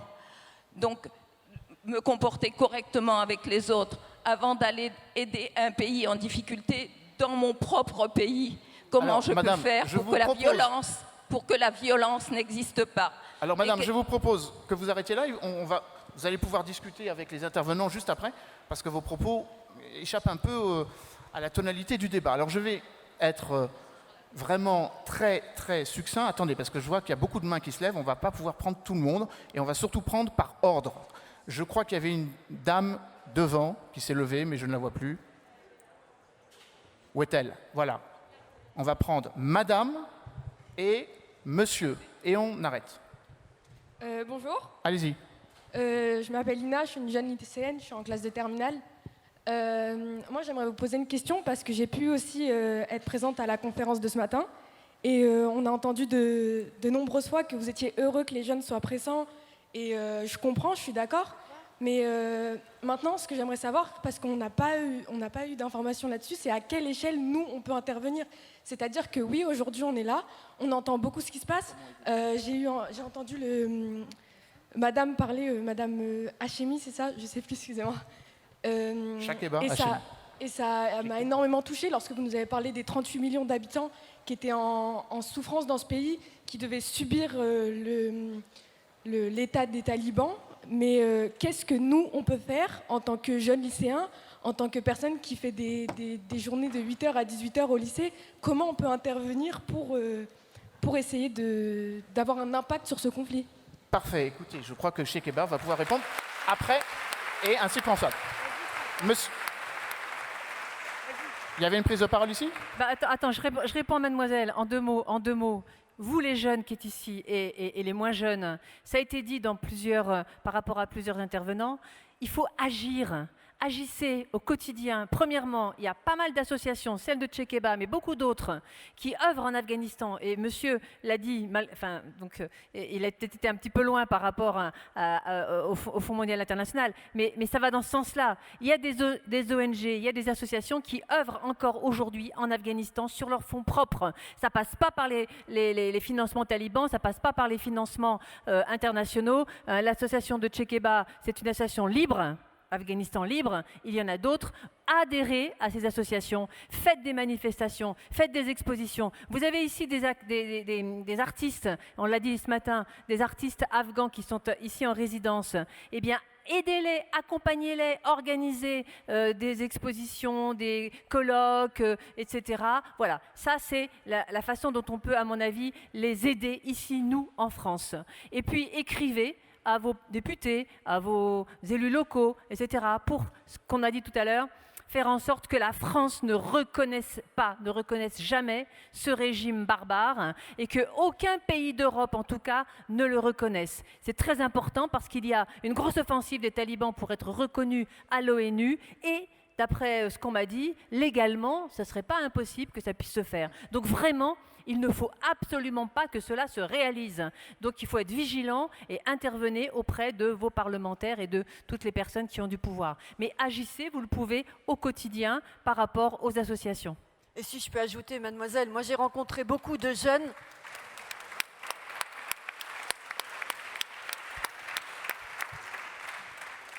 Je ne sais pas où vous êtes, mademoiselle, je ne vous vois pas très bien. Moi, j'ai rencontré beaucoup de jeunes étudiants sur place, comme vous, qui étaient désespérés, mais vraiment dans un état de désespoir inimaginable, et qui attendent justement d'avoir des contacts avec des jeunes comme vous. Donc, vous me paraissez une jeune fille engagée. Allez-y, créez une équipe avec vos copines, avec vos professeurs, et puis essayez de rentrer en contact avec eux. Il y a encore les réseaux sociaux, puis sinon, on peut vous aider par le biais des associations.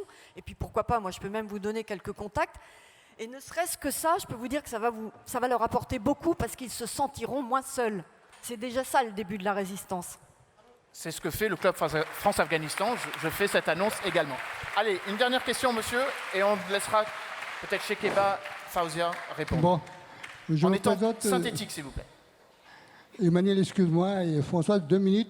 Attends, oui, synthétique. Juste, je me présente quand même, excuse-moi, j'ai le droit de me présenter si ça ne te dérange pas. Merci. Comme je suis au Club France-Afghanistan, c'est pour ça que je tutoie. Bon, donc déjà je me présente Nasser Naziri, président de l'association Afghanistan-Normandie. Et je remercie le Conseil régional de nous avoir invités et à organiser le Forum mondial de la paix. Et grâce à eux on est là, on peut parler d'Afghanistan, tout ça ils nous ont mis au centre. Mais surtout que il y a la question, mais avant 2 minutes, si tu permets, je développe quelque chose qui est important pour moi. Si, tout à l'heure, tu as parlé au début par rapport à l'amitié et les relations franco-afghanes et France-Afghanistan, ça va avoir 1 siècle bientôt. C'est très important ce que tu as dit, mais ce qu'on n'a pas développé, qu'en 1928, à Monarchand, quand il est venu ici, en Afghanistan, on l'a proposé. On a proposé séparation de la religion et d'État. C'est très important. C'était inspiré de l'esprit de l'année-lumière de France. On n'oublie pas. Et l'Afghanistan était très progressiste, développé, jusqu'à les années 80. Et tout l'obscurantisme qui est venu 1 siècle et demi en retard, il faut voir les raisons. C'était quoi? Quand il y avait les Moudjahidines qui étaient au Pakistan, qui étaient soutenus à fond, ce n'était pas des projets progressistes. Tous les groupes Moudjahidines ne respectent pas les droits de l'homme. Il faut dire ça aussi. Parce qu'en plus, si on vient sur l'Afghanistan, c'est un Afghanistan, on a besoin d'un État-nation. Parce que maintenant, en termes de résistance, on va voir comment il y a des problématiques. Pour résister, il faut avoir un État-nation. Je veux demander savoir si, dans ce projet de créer des États-nations, il y a des choses qu'ils ont fait. La question est là-dessus. Sinon, il y a pas... Merci. Allez, on va faire un tour de table, comme ça chacun va pouvoir répondre. On nation building, maybe. Ali, Tchekeba, allez, Tchekeba, vous commencez. Je n'ai pas très bien compris la question. Salam alaikum,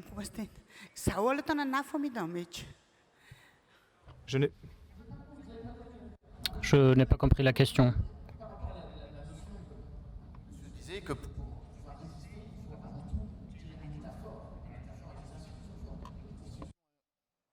représentative de la réalité sociale, celle de 2004.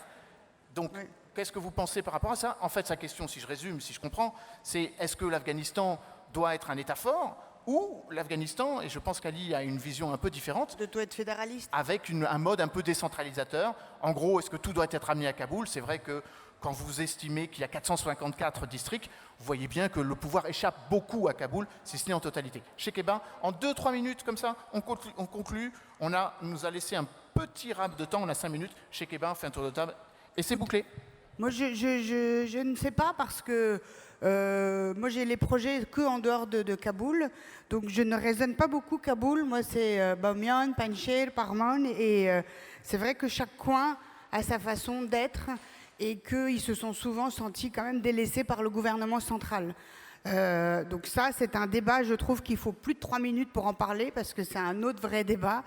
Mais par contre, ce que je peux vous dire, moi, pour ma petite expérience personnelle, c'est qu'en juillet 2001, le commandant Massoud m'a demandé de venir avec une députée suisse et de lui apporter la constitution suisse pour regarder, étudier ce que c'est que le modèle suisse et le fédéralisme suisse. C'était juste à l'état de l'étude.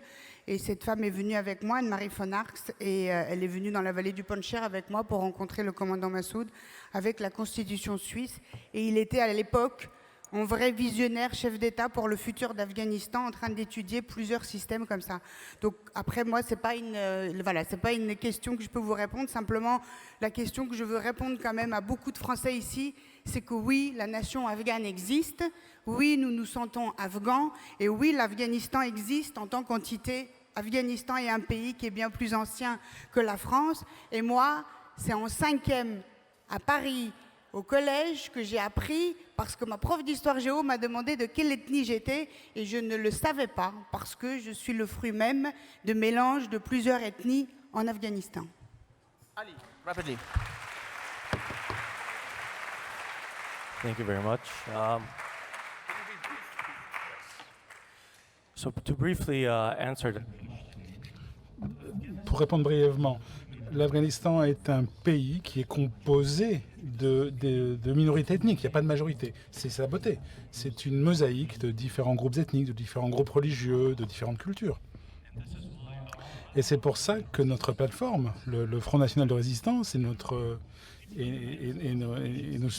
les gens qui nous soutiennent ne pensent pas que l'Afghanistan n'est pas un État-nation, c'est un État multiculturel. Et c'est la beauté de ce pays d'avoir cette diversité, cette pluralité politique, culturelle, ethnique, etc. Pour nous, voilà, on n'est pas dans le nationalisme. On n'a pas besoin de nationalisme. On a besoin d'un multiculturalisme pour créer quelque chose qui soit basé sur la tolérance, sur l'acceptation des autres. C'est ça notre plateforme. Et nous pensons que la décentralisation, un système fédéral, est la solution pour aller de l'avant. Quelque chose qui puisse assurer la liberté et la possibilité de croître pour tous. Je vous remercie.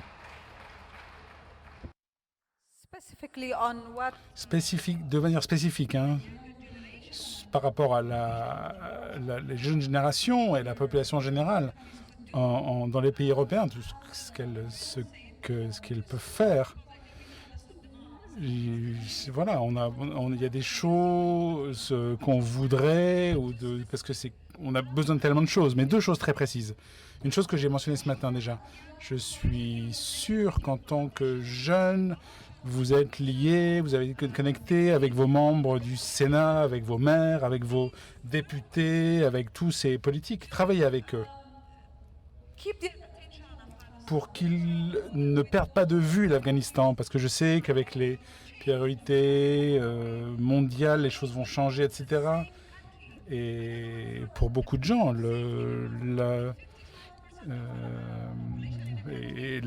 l'Afghanistan est considéré comme un pays sûr, entre guillemets, ici.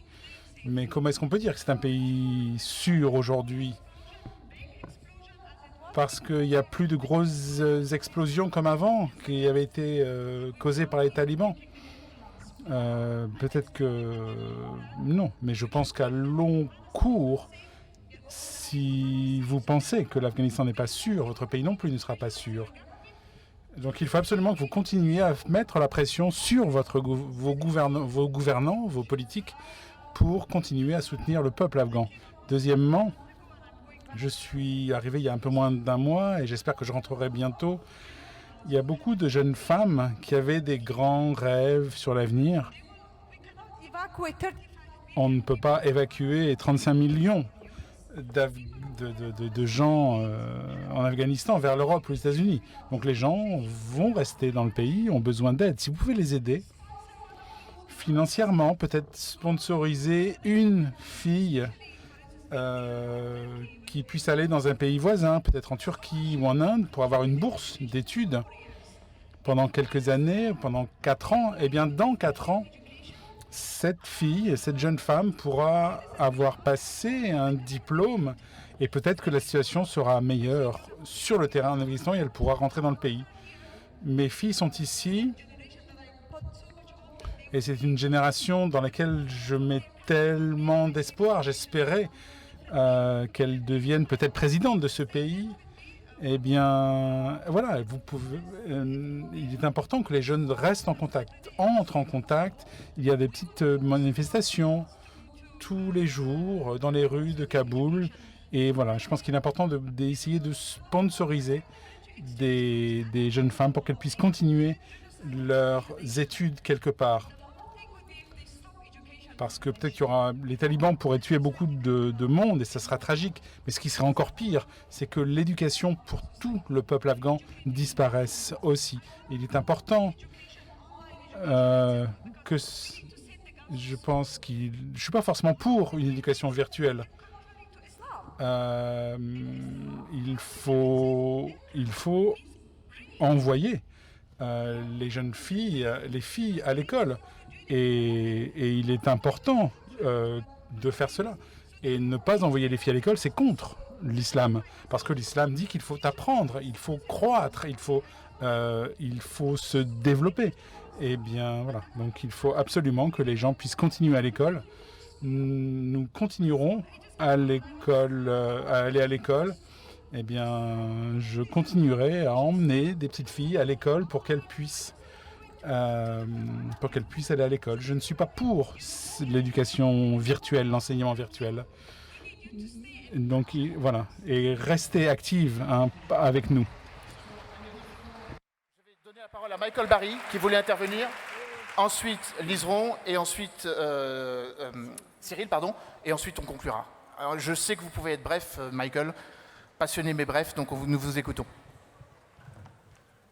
D'abord, sur le plan de l'éducation, ce qui mène tout de suite aux autres questions. L'éducation est clé et j'annonce que nous sommes plusieurs à organiser encore des cours universitaires qui contribueront à maintenir un plus haut niveau en Afghanistan même, en ligne, et un socle à l'étranger pour conserver une culture afghane, sa nationalité, son identité. Tout cela est absolument essentiel. Il n'y a pas de droit de l'homme sans droit, droit des femmes, sans droit à l'éducation. Deuxièmement, en ce qui concerne le débat entre nation, État-nation, État centralisateur, État fédéral, bien sûr, en tant qu'Américain, je ne peux que préférer la situation fédérale, mais j'ajoute qu'il est indispensable qu'existent des institutions qui soient perçues à travers le pays, l'Afghan, comme étant un service général.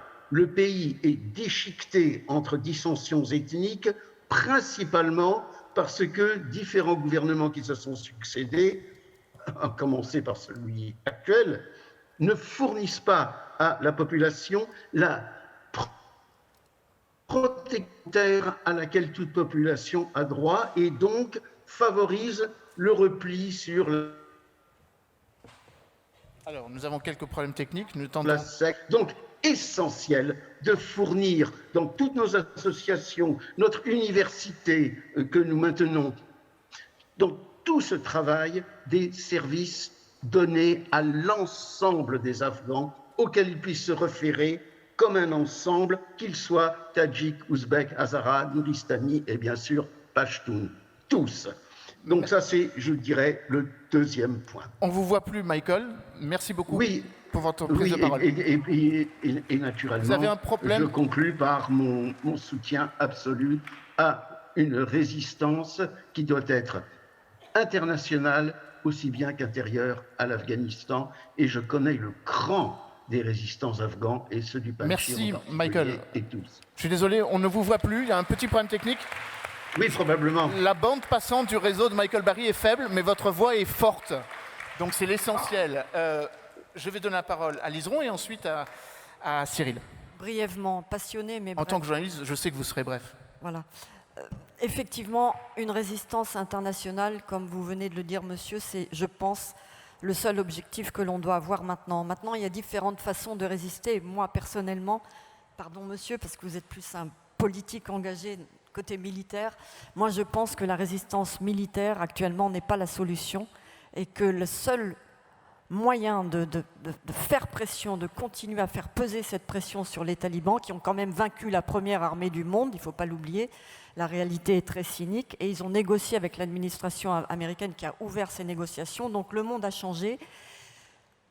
Eux n'ont peut-être pas changé, mais eux ont besoin de nous aussi. Donc je pense qu'il faut comprendre ça, et comme le disait monsieur qui a posé la première question avec un peu de colère, il ne s'agit pas de rester sur ce constat, nous sommes les bons et eux sont les méchants. Non, loin de moi cette idée. Il faut essayer, ça ne sera pas facile, et Faiza le sait, puisqu'elle a été avec elle pendant des mois en essayant de discuter, il faut encore essayer. Parce que s'ils se referment sur eux, s'ils referment l'Afghanistan dans l'obscurité, dans l'obscurantisme, je pense qu'eux aussi ne tiendront pas longtemps. Merci Liseron. Cyril.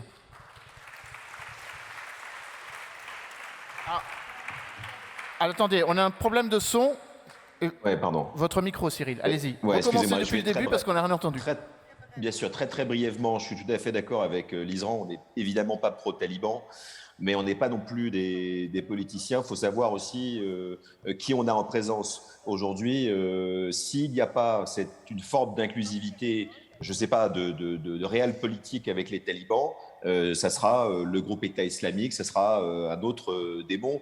Les associations humanitaires qui ont décidé de rester aussi après le 31 août l'ont compris, puisqu'il faut parer au plus rapide et il faut être là. Donc ce n'est pas du tout une déclaration pro-Taliban, mais il faut voir avec qui ce qu'on a comme force en présence. Et puis juste pour terminer, il ne faut pas, au-delà de forums aussi importants comme aujourd'hui, il ne faut simplement pas oublier l'Afghanistan. Il ne faut pas tourner la page pour une catastrophe à une autre. Ça vaut pour nous les journalistes, mais nous on y retournera, écoutez-nous et aider individuellement ou collectivement les Afghans. C'est très important. Merci Cyril. Soyez convaincus qu'au niveau du club France-Afghanistan, on n'oublie pas l'Afghanistan. C'est un petit peu la raison d'être de notre association, dont j'ai le plaisir et l'honneur d'être vice-président à côté de Françoise. Donc je vais donner à Françoise le mot de la fin. Avant de lui laisser le mot de la fin, pour conclure un débat qui n'est évidemment pas possible de conclure ainsi, je vous inciterai à quitter la salle très vite, car nous avons pris un petit peu de retard, et donc du coup, pour permettre à ceux qui veulent assister au prochain débat de rentrer rapidement. Françoise. Eh bien, tout simplement, mes chers amis, il n'y a pas de mot de la fin, puisque le combat continue. C'était très bref. Merci à vous, merci à tous nos intervenants, et merci pour votre patience et vos questions.